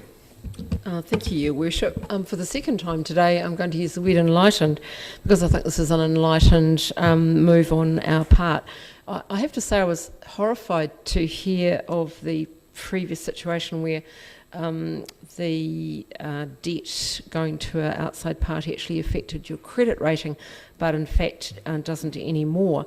And I too rushed to find out if I had any fees owing yesterday and was surprised to find I did. I didn't realise. They couldn't tell me about one of the households because it was a privacy issue, so that was a complicated matter but was resolved. However, when I read this paper, it took me back to my time as a parent of a small child and the real concern and worry about had we returned all the books. And I can remember that did definitely limited the number of books and how often we allowed our daughter to take books out of the library, which is not what we want to be doing. So this, I think, is a really positive move, and in these COVID times when times are hard for many families of low income and others, this is a good move that we're doing, and I'm glad to see that we're including the historic debt-related overdue charges in there. So thank you. Thank you. Councillor Lord. Yeah, I just want to agree with the previous speakers, but I think, we're a city of literature. We've got a unique status in this country, not just a city of literature, but a UNESCO city of literature. And I think it's been well pointed out that the people that are affected by this the most are the poor. And I just hate to think that the very thing, reading and education, that can help people to lift themselves off and beyond their circumstances would be limited to those for often just a few dollars. And I sit there and don't probably worry too much about what I spend in my household, but I do know that for poor people, the loss or the accruement of a fine, even as little as $20, once you get to that stage, for a lot of people that's really difficult to work out how they're going to pay that and what they're going to miss out on. And I think the biggest loss, though, is that people won't go to a library while they've got fines outstanding because they either have reached $15 and they can't use their card, and I think that's just really, not shameful, but just really sad actually. So I'm absolutely happy to support this. Thank you. Councillor Houlihan. Yes, thank you. I certainly have contributed a lot of money towards the library over the time. With a daughter who read, on one Christmas, she read 175 books over that period. She is come to her teenage years now, so she's not perhaps as voracious reader as she was, but regularly we couldn't even carry the number of books that we had that she'd picked out to the car. And then, the issue would be collecting up all the books. And one time regularly we used to get letters from the library, and one of them was a $400 bill. I nearly fell over, and I said she had to do a lot more of her chores and double up her dishes to try to pay that off. But anyway, we sorted it and it was all fine because we found most of the books. But a lot of the time kids get out all those books, then they forget what they've got out, they lose the list, and we're hunting through things to try to find them. And I certainly don't want to discourage readers. But what I will say, what I think is great about this, because it wouldn't save us with a person who had that many bills, but if this encourages one person to read, I think it's done its job, and it will be great, because of course it is a deterrent, and particularly to hear that it would affect your credit rating, I think it's very sad, because if that is the case, a lot of people might not even realise it, and that has huge implications on people. We sorted ours, so shouldn't have it on ours. But for people who are low income, it's distressing, and I hope it will encourage more people, and particularly I'm going to say for every child, but particularly Māori children, is to get out there and get a book and read one. And don't take too many that then you can't keep track of it, and then you lose some of them, and then your poor parents get a bill. Thank you, Councillor. I'm yet to find a fridge magnet strong enough to attach the slip to the fridge through until the due date. Councillor Walker. Thank you, Your Worship. I'll be very brief. Probably in light of Councillor Houlihan spending $400 a pop, I might move an amendment to keep the fines. As I mentioned earlier, this is most certainly, it's a punitive tax on the less able. As Councillor Gary says, it's enlightened. I think it's a no-brainer. And Your Worship, if you do want a rather tattered copy of the best book ever written about Napoleonic and Tsarist Russia, just hit me up and I'll give you my copy. Thank you. Still churning my way through Ulysses, but thank you. Councillor Barker. Thank you, Worship. This is a great initiative. I note that there's 1 million visitors to the libraries, which makes it, I think, along with the Botanic Gardens, one of the most used assets in Dunedin, with exceedingly, because I love my ROS stuff, 89% satisfaction rating. As a reader, as an avid reader, the person who has got the most books out at school, and an avid user of the library, with no fines, I might add, I think that this is a great opportunity to get more children into to read, or to get more people in to read, to use the library. And one of the great things about visiting the library is seeing all of the different people that go and use it, from all different age brackets, all different people, and it's such an amazing asset for our city. And if we can break down barriers, that's really important. I also note what Councillor Lord said about us being a city of literature, and I think this is really progressive and hopefully pushes that along too. So I thoroughly support this. Thank you. Councillor O'Malley. I support this, and generally speaking, punitive behaviour doesn't really get you the thing you're looking for. And just to save you 3 days of reading, French win, lots of people die. Russians win, lots of people die. Then the father dies.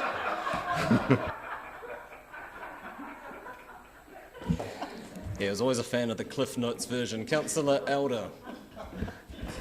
I want to say this is a fantastic news. When my children were little, we would visit once a fortnight to the library. It was our little ritual, and we'd take out piles and piles of books, which we could hardly carry all of them. It was slightly embarrassing how many books we got. And we also took out art pictures and music, and those times have seen my children through many, many, many years.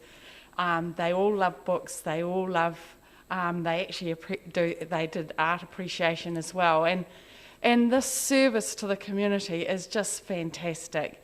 And to know that people avoid going there because they've got a fine, and I suppose feel embarrassed about going there because they've got a fine, is really, really sad, because this facility that we've got in Dunedin is an absolutely amazing library, and we want everyone to feel free to go there and not feel embarrassed, so they avoid the place. So I'm really excited about this, actually, because as part of our family ritual, it contributed a great deal to our family.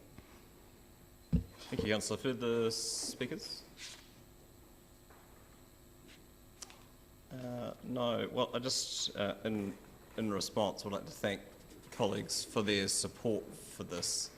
I was thinking a bit about a debate we had a few years ago now about spectator charges at Moana Pool, which was set at the princely sum of 50 cents per person, which was so inconsequential to council as an organisation, but still represented a significant barrier to people being able to participate in a civic asset that they pay for either directly or indirectly, and it's great to resolve a similar barrier for a great deal of people through the resolution that we have before us. And I'll put the motion. All those in favour?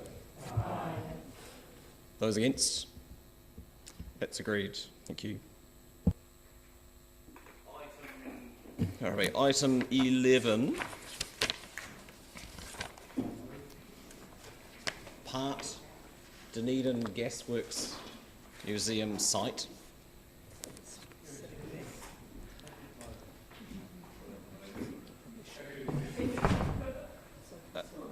Tai Hawk, thank you. Councillor Barker is sitting back, thank you. Are there questions of the report? There appear to be none. Councillor Walker. Yep. Thank you for the report. Just one brief question. Do you know if Aurora are in any way going to make any attempt to make the new structure aesthetically similar to the current building, the 1954 building? Is that being discussed? That hasn't been discussed, but the new structure is, it'll be a green structure and quite a lot smaller than what's inside the building now. So it won't be sticking out like a sore thumb like the previous ones.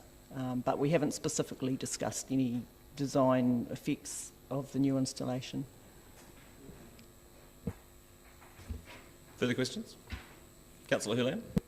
Is there a concern right now that some of the things that are in there could be dangerous if left? That's the way I read it when it said that there's some older sort of wires or things in there from Aurora that sounded quite, like they might combust or something. Or is there any risk that, they could cause a danger the way they are if they're left like that? It is a historic installation, and if it's not replaced in time, that will happen. So this is the whole reason for upgrading the network now. Yeah, thank you.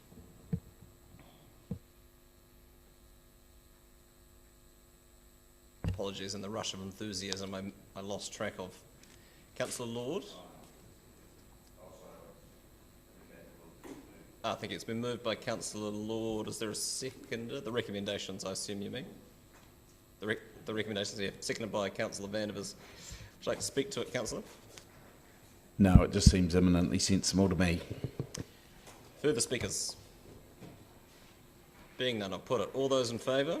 Aye. Those against? That's agreed. Item 12, Regulatory Subcommittee recommendations on the proposed speed limit bylaw 2004 amendments 10 and 11. Councillor Gary is sitting back. Thank you. And just so people are aware of timing, it's my intention to adjourn for lunch as close to 12:30 as we can manage. We'll see how the discussion gets us. We'll see where the discussion gets us. There are no staff speaking to this. Councillor Wiley.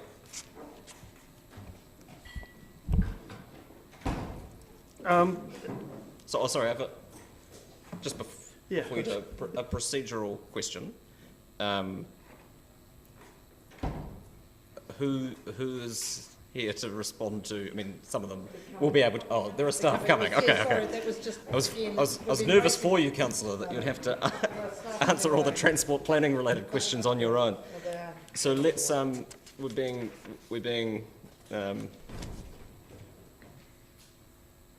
They're en route. Oh, look, there we are. Mr. Drew, welcome. You're up. That's okay. Welcome to you. Is there anything? We're on speed limit reviews, Simon. Is there anything that you wanted to add? No, nothing to add. Happy to take questions. I have one, but I'm not sure if it's for you or for the chair of the committee. That this is an unusual length of time for a bylaw review process to take place, and this might be one for you, Councillor. It'd be useful to have some a brief précis of how it came to be so drawn out as this. Yeah, I'll happy to take that one, and I'll be happy to move when the time comes. Thank you. We actually started this process, what was it, October or September last year, went through the hearing process, and we had great engagement from the community. That then we made a decision on that, submitted that to Waka Kotahi, and they were not supportive of that at that time. And so hence we have gone back to Waka Kotahi and worked our way through the process as they also have changed their processes, and we have ended up where we've ended up at this time.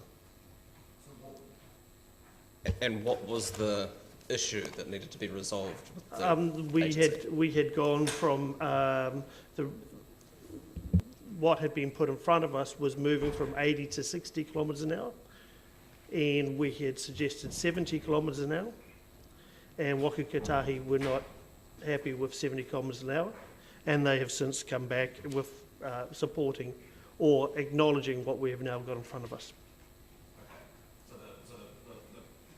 So the process in general is that we go through a public process, take submissions, the committee makes recommendations, council makes a decision, but then that still has to be approved by Waka Kotahi. Correct.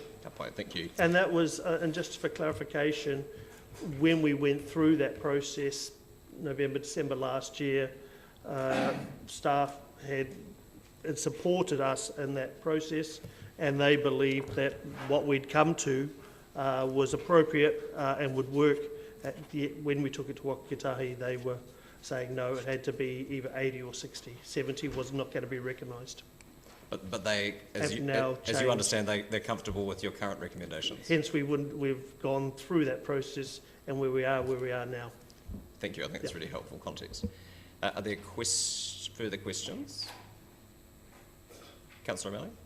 It's just a question of Mr. Drew, because I have to give a question to somebody, and it's to follow up on your conversation. It was my impression that Mr. Sargent, when he advised us, the letters went backwards and forwards, that Waka Kotahi has said that under the current rules we cannot use 70, but they will be making new rules, and 70 might be in them, but we can't be absolutely certain that 70 is in them. So therefore, that is, we were then presented with an option of what do we do with those 60s, and therefore, and then I guess I'll say that in my speech, that we were then presented with how we came to it. Yeah, thank you. Councillor, that's correct. I'll save you the effort, Mr. Drew. Councillor Barker.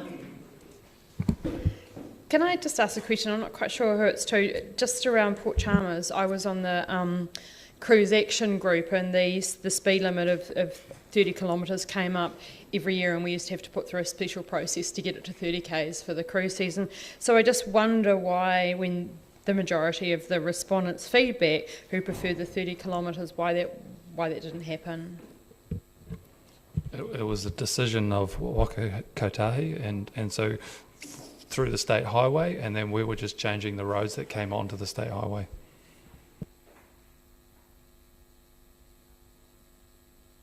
Councillor Wiley, all yours. Thank you. Oh, sorry, is there a seconder for the seconder, Councillor O'Malley? Thank you. Thank you. First off, as I said earlier, this has been a long, drawn-out process, and I really want to thank Councillor O'Malley, Councillor Elder, and Councillor Lord for sticking with it through that time, even though Councillor Lord's disappeared. I also want to thank staff because, again, there's been a lot gone through this. As you can tell in reading this report, there has been a lot to work through. And I also want to thank all those that submitted, especially the work for the community boards. They really engaged with their communities on it, and there was a lot of good feedback from them. As an example, the Peninsula Community Board went out and surveyed a lot of their community, had 450 respondents. I feel this process has very much gone with the majority of the submissions. We were very aware of Waka Kotahi's goals, and Councillor O'Malley and I, along with senior staff, were also part of a workshop back in June, early this year.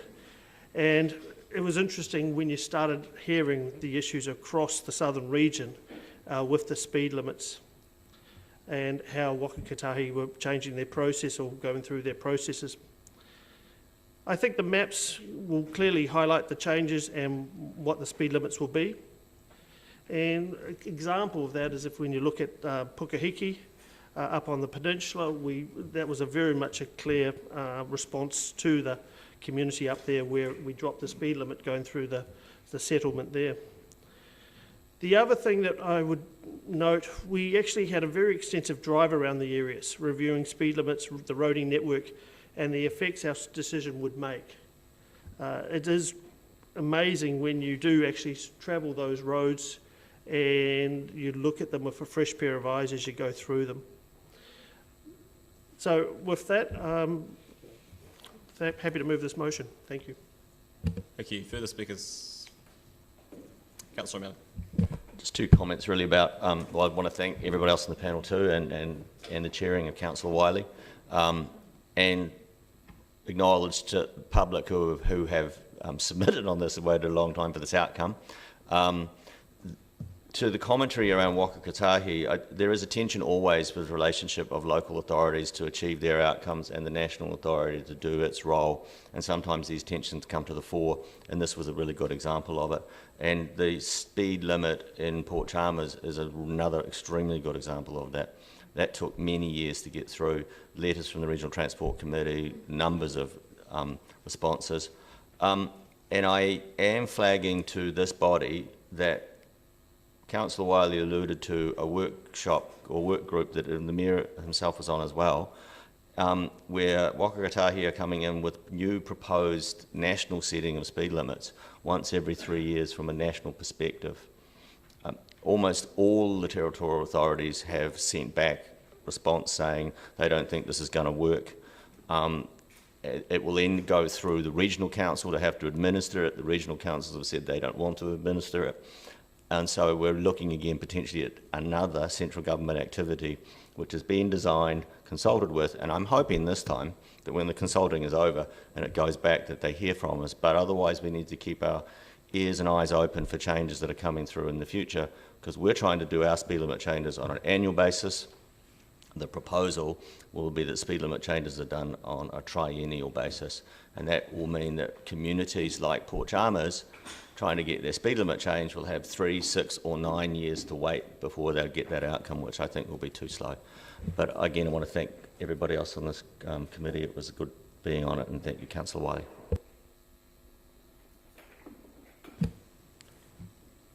Thank you. I want to thank the committee for their patience.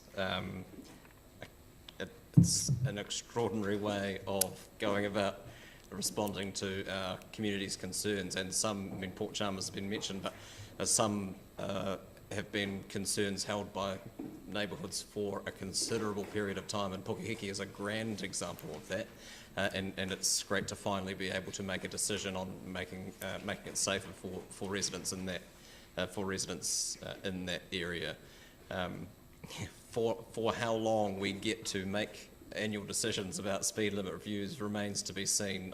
I'm not convinced of the problem that is trying to be solved by the proposal to coordinate those activities on a triennial basis across the region.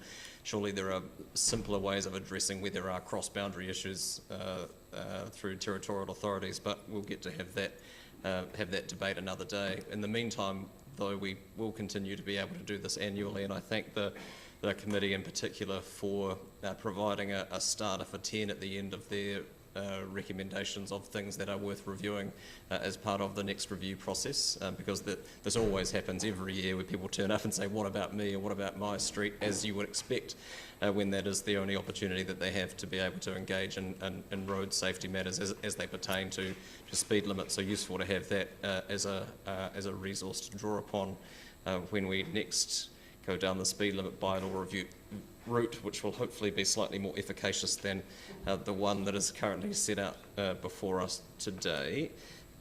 Further speakers? Councillor Wiley, your right of reply. Thank you. I'll put the motion. All those in favour? Aye. Those against? That's agreed. Item, there we go. Item 13. Is Leonard here? Is Benson? Mr. Tanaka, come and sit down and we'll see if your services are required. Are there questions of the report? Councillor, give them a moment to sit down. Councillor Walker and then Councillor O'Malley. Yep, thank you, Your Worship. Thank you for the report. Yeah, I just have one question around actually the people applying for the event, and I guess I just have a nervousness coming from from the UK around the Orange Parade. Can you just, what is the Orange Parade in Dunedin? Is it the same, is it what I'm imagining? Okay. Don't answer, thank you. Fantastic. It's an unfortunate name chosen by the New Zealand Police for an event thanking road patrol volunteers. No, that Irish history will understand. Yeah.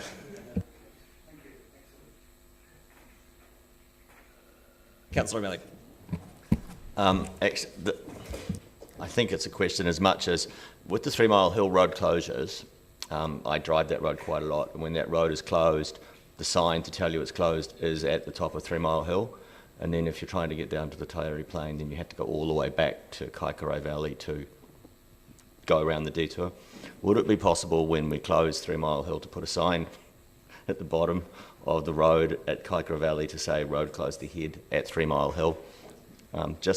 Otherwise it's a wicked turnaround when you get up there. Yes, we can look at things like that if that is a problem.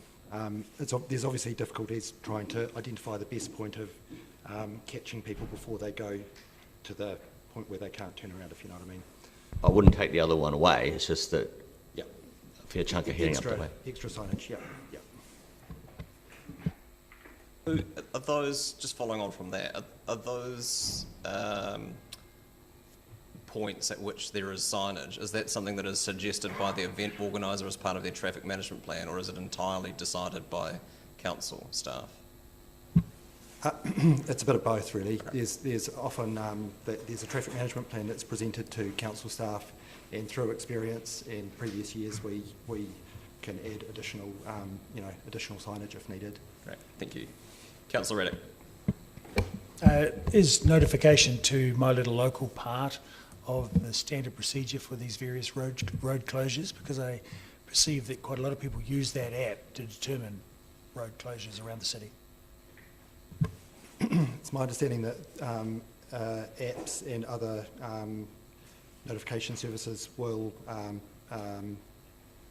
look at the notification that is done through the ODT, and then they'll add that to their websites and things. So you don't know if they're being used at the moment officially? No. We like to have sort of one source of truth, and then allow other people to access that rather than notifying them directly ourselves. Thank you.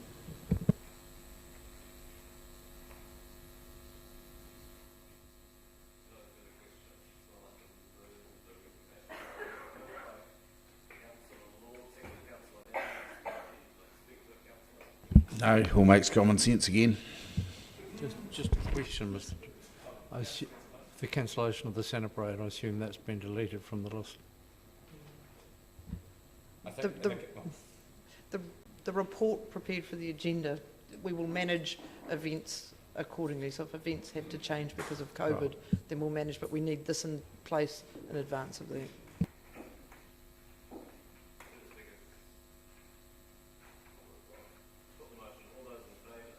All those in favour?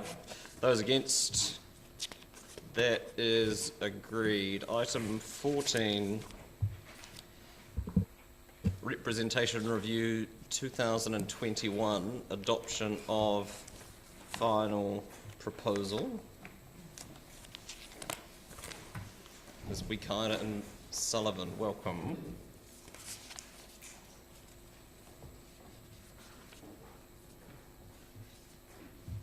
Council is familiar with the work of the council hearings panel and that the membership is one and the same, but do you have anything to offer by way of introduction? No, just happy to answer any questions. Thank you. Are there questions? Councillor Walker. Happy to move the recommendation. Very kind of you, thank you. Are there any questions of staff? No. So moved by Councillor Walker and seconded by Councillor Hall. Would you like to speak to it, Councillor? Yep, I will. Thank you, Your Worship. Firstly, I just want to acknowledge the sterling work of David Ayres, Rachel Wesley and Eleanor Doig for their part. They played on the independent review panel. Also want to thank all the submitters who provided written feedback or appeared sort of in person in front of the council hearings panel.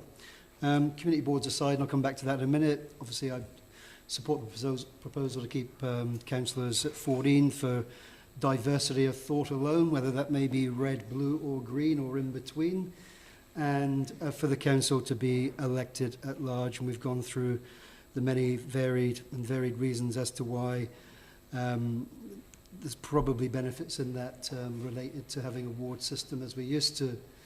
In terms of the community boards, I think it's very clear from the relatively small number of submissions that there was no strong desire festering out there in the community board areas to demand any significant change from the initial proposal.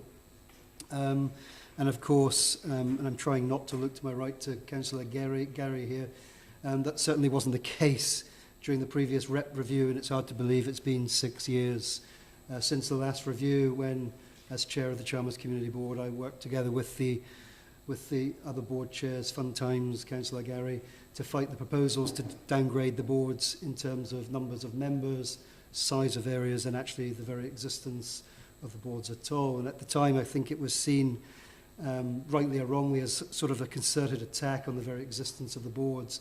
So thankfully, that's now consigned to history, and this review, of course, is rather more sedate. As I said many times, and I'll keep repeating, community boards are crucial in terms of understanding, examining, and addressing local issues and passing those issues onto us here at Council. And I think the successes around the city and the many and varied are testament to that, particularly when well-functioning boards work well with a listening and well-functioning council. And let's not forget, of course, you have to look no further than when the rain pours for wet weather events. You have to look no further than local water issues, and indeed you have to look no further, as Councillor Wiley has just mentioned a couple of items ago, to speed setting for roads, to understand how crucial boards are. Communities within boards areas generally know at least some of us. They know some of the they know some of their representatives on the boards, and they generally trust them more than us around this table, actually, to advocate for issues that concern them, particularly in times of crisis. So I support the recommendations and thank all those involved in getting us to this stage. Gesundheit, Councillor. Fine punctuation. Further speakers? There are none. I'll put the motion. All those in favour? Those against? That is agreed. Let's push on. Item 15, the approach to engagement on the 22/23 draft annual plan. Welcome back. Ms. Wikaira. And Ms. Graham, who's speaking to this or not?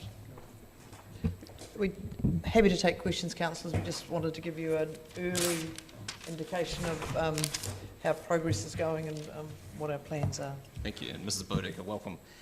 Questions? Councillor Walker. Gosh, I'm talking far too much today, it seems. Not the case previously. My question relates to, and it might be for our CEO, on page 200, when it talks about our principals engagement in the significance engagement policy. I guess my question is, how regularly is that policy reviewed and updated? It's part of the 10-year plan, so every 3 years it is fully reviewed, and it was as part of the last 10-year plan. So obviously that's the opportunity to get a section in there around, with COP26 upon us, there's nothing in there about environmental, so that would be the opportunity to push for amendments for that. We have to review it every 3 years. We can choose to review it more frequently than that, but it requires a formal SCP process to make an amendment to your significance and engagement policy. Well understood, thank you. Councillor Lofiso. Tēnā koe, Your Worship. Tēnā korua for your mahi. I'm just wondering about I don't know who this question goes to, but in terms of the implications of Delta being here by Christmas or whatever,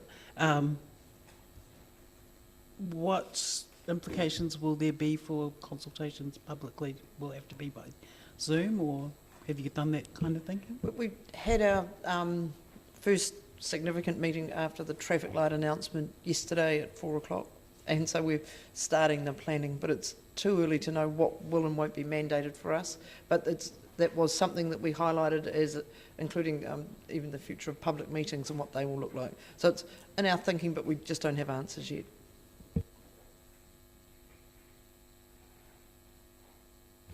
No further questions.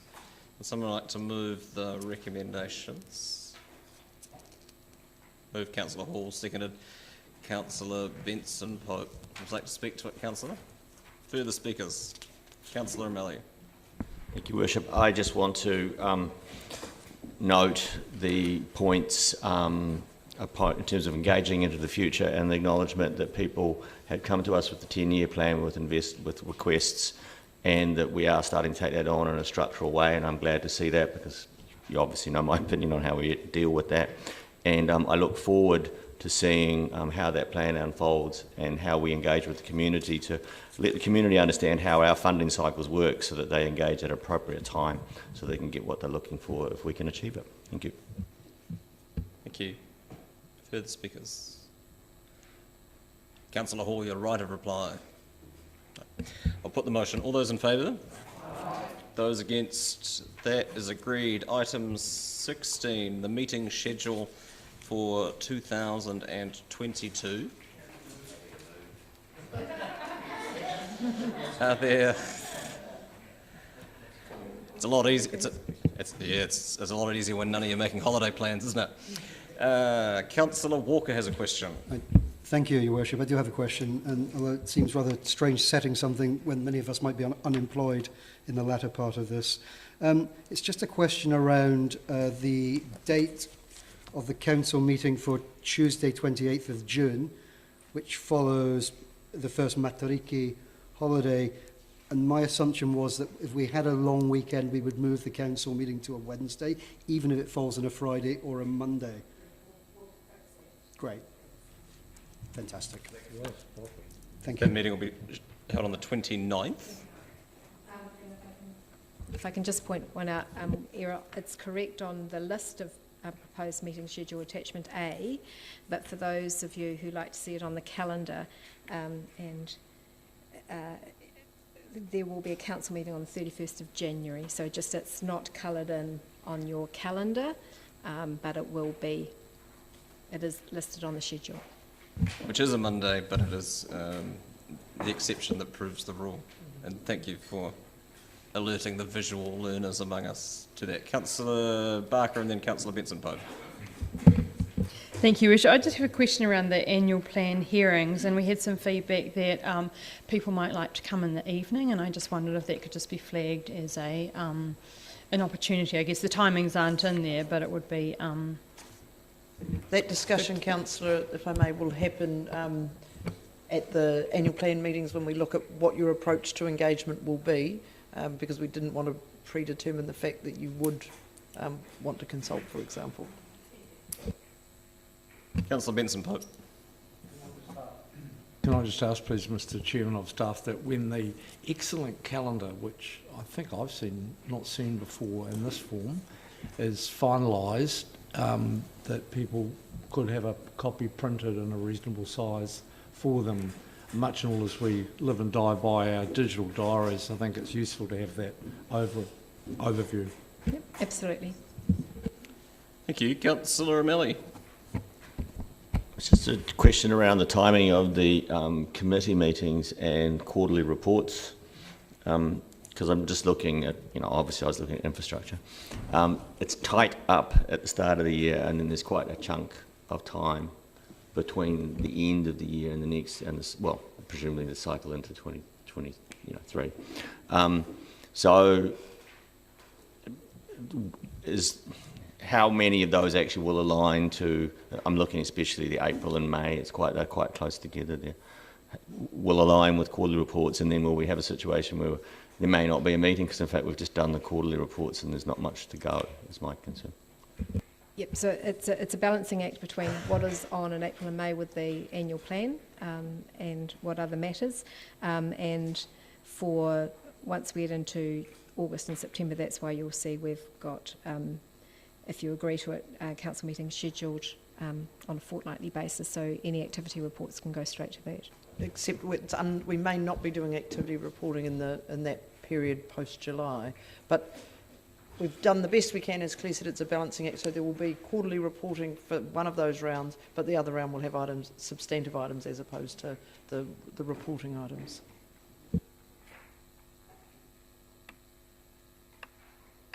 Being no further questions, I'll move that the proposed meeting schedule for 2022 is approved, noting that community boards will confirm their own meeting dates at their next meeting. Seconded, Councillor Gary. Any discussion?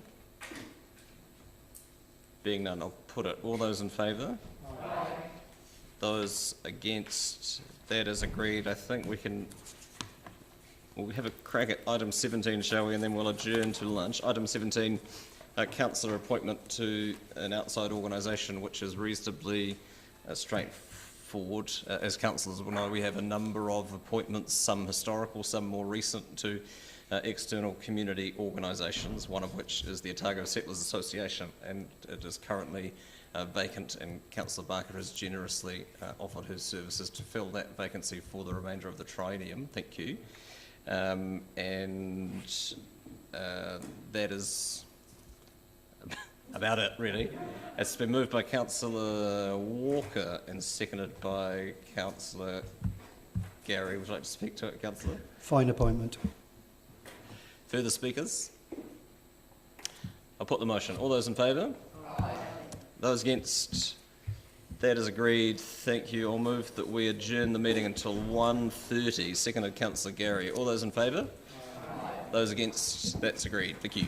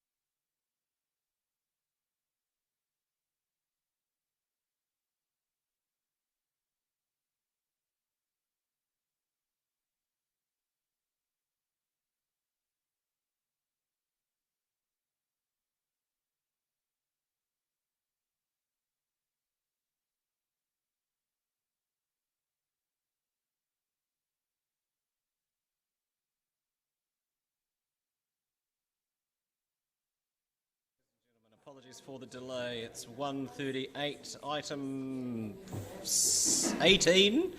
The financial result for the period ended 30 September 2021. Welcome, Mr. Logie.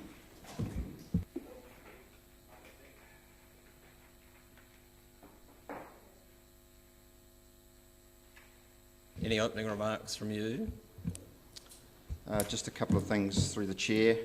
We've just referenced the revenue shortfall year to date, and we've made reference to the Tory pool funding. That consent process is near completion, so hopefully we'll get that in November.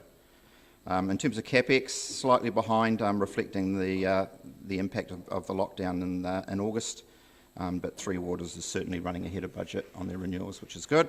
And obviously the debt is reflecting the fact that that we're short on that capex. So happy to take questions. Thank you. Questions? Councillor Van Uvers. The paperwork, as I read it, says that we've got an extra $30 million worth of debt. We've got interest rates going up, and we've just lost $2.5 billion worth of assets, the ownership of, having basically been announced today that it's going to be stolen from us by the government. How do we continue sustainably to keep raising debt on assets that are disappearing at a time of increased interest costs?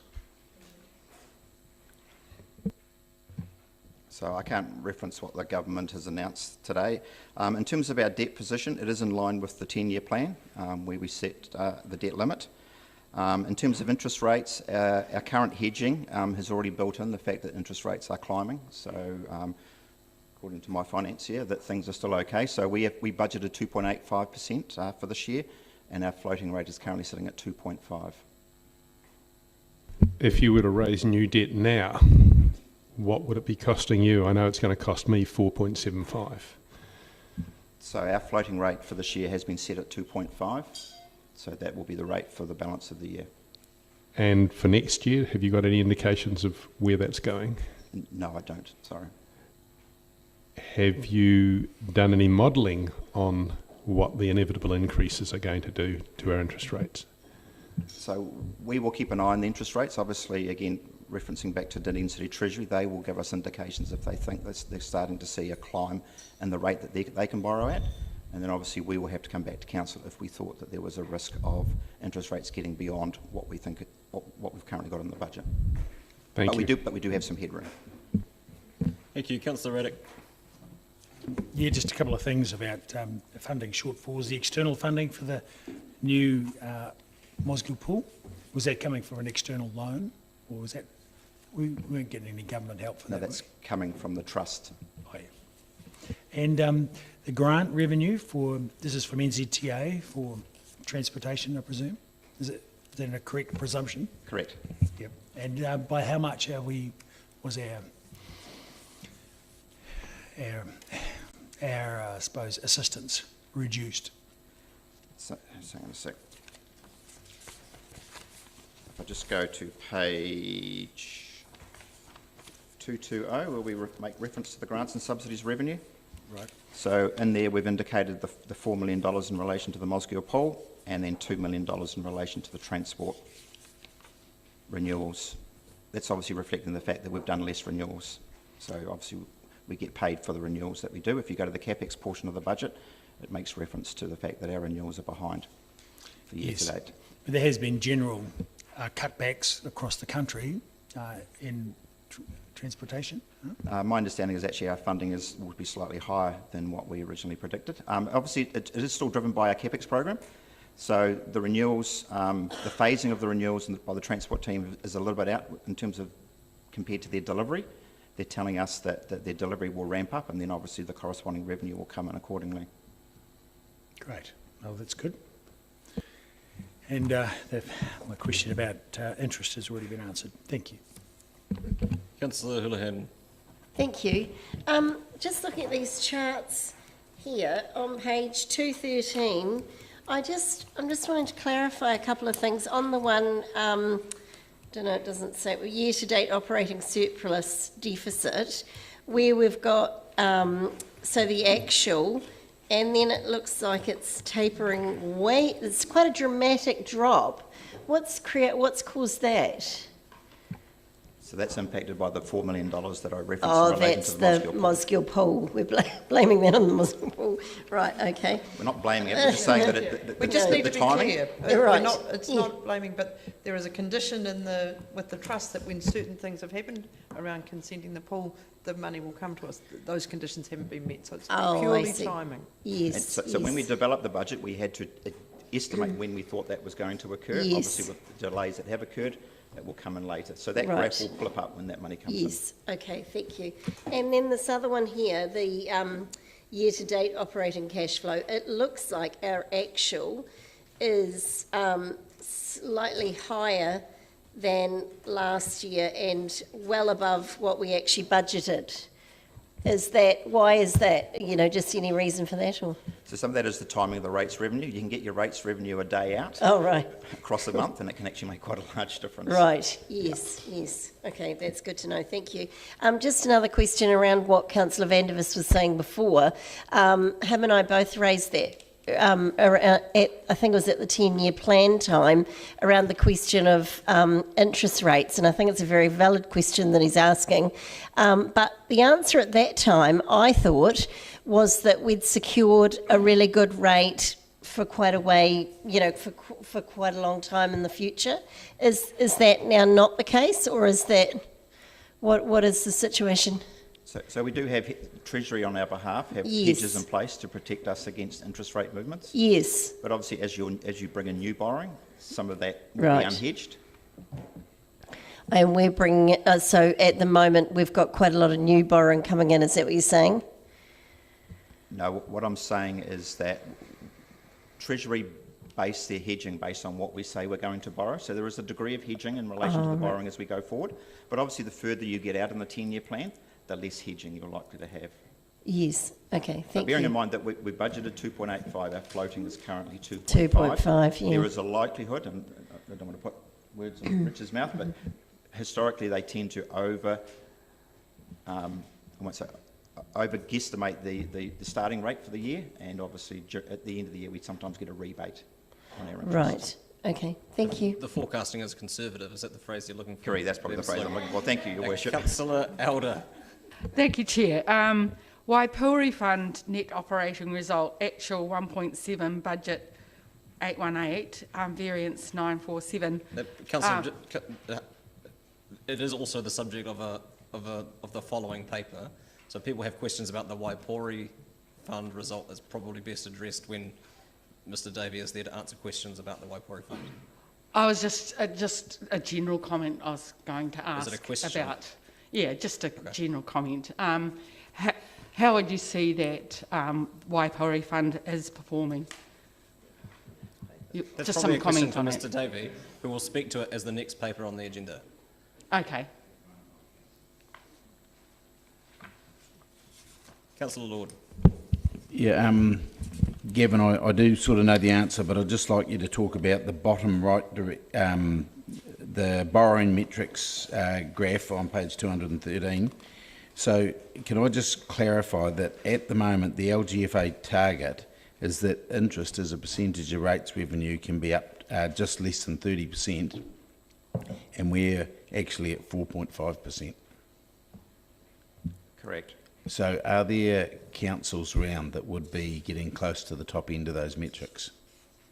Again, I'm not privy to all councils, but I suppose that if you go to the bottom metric, which is probably the one that we refer to in the finance strategy, so we set debt in the finance strategy at 250% of revenue. We're currently running at 104.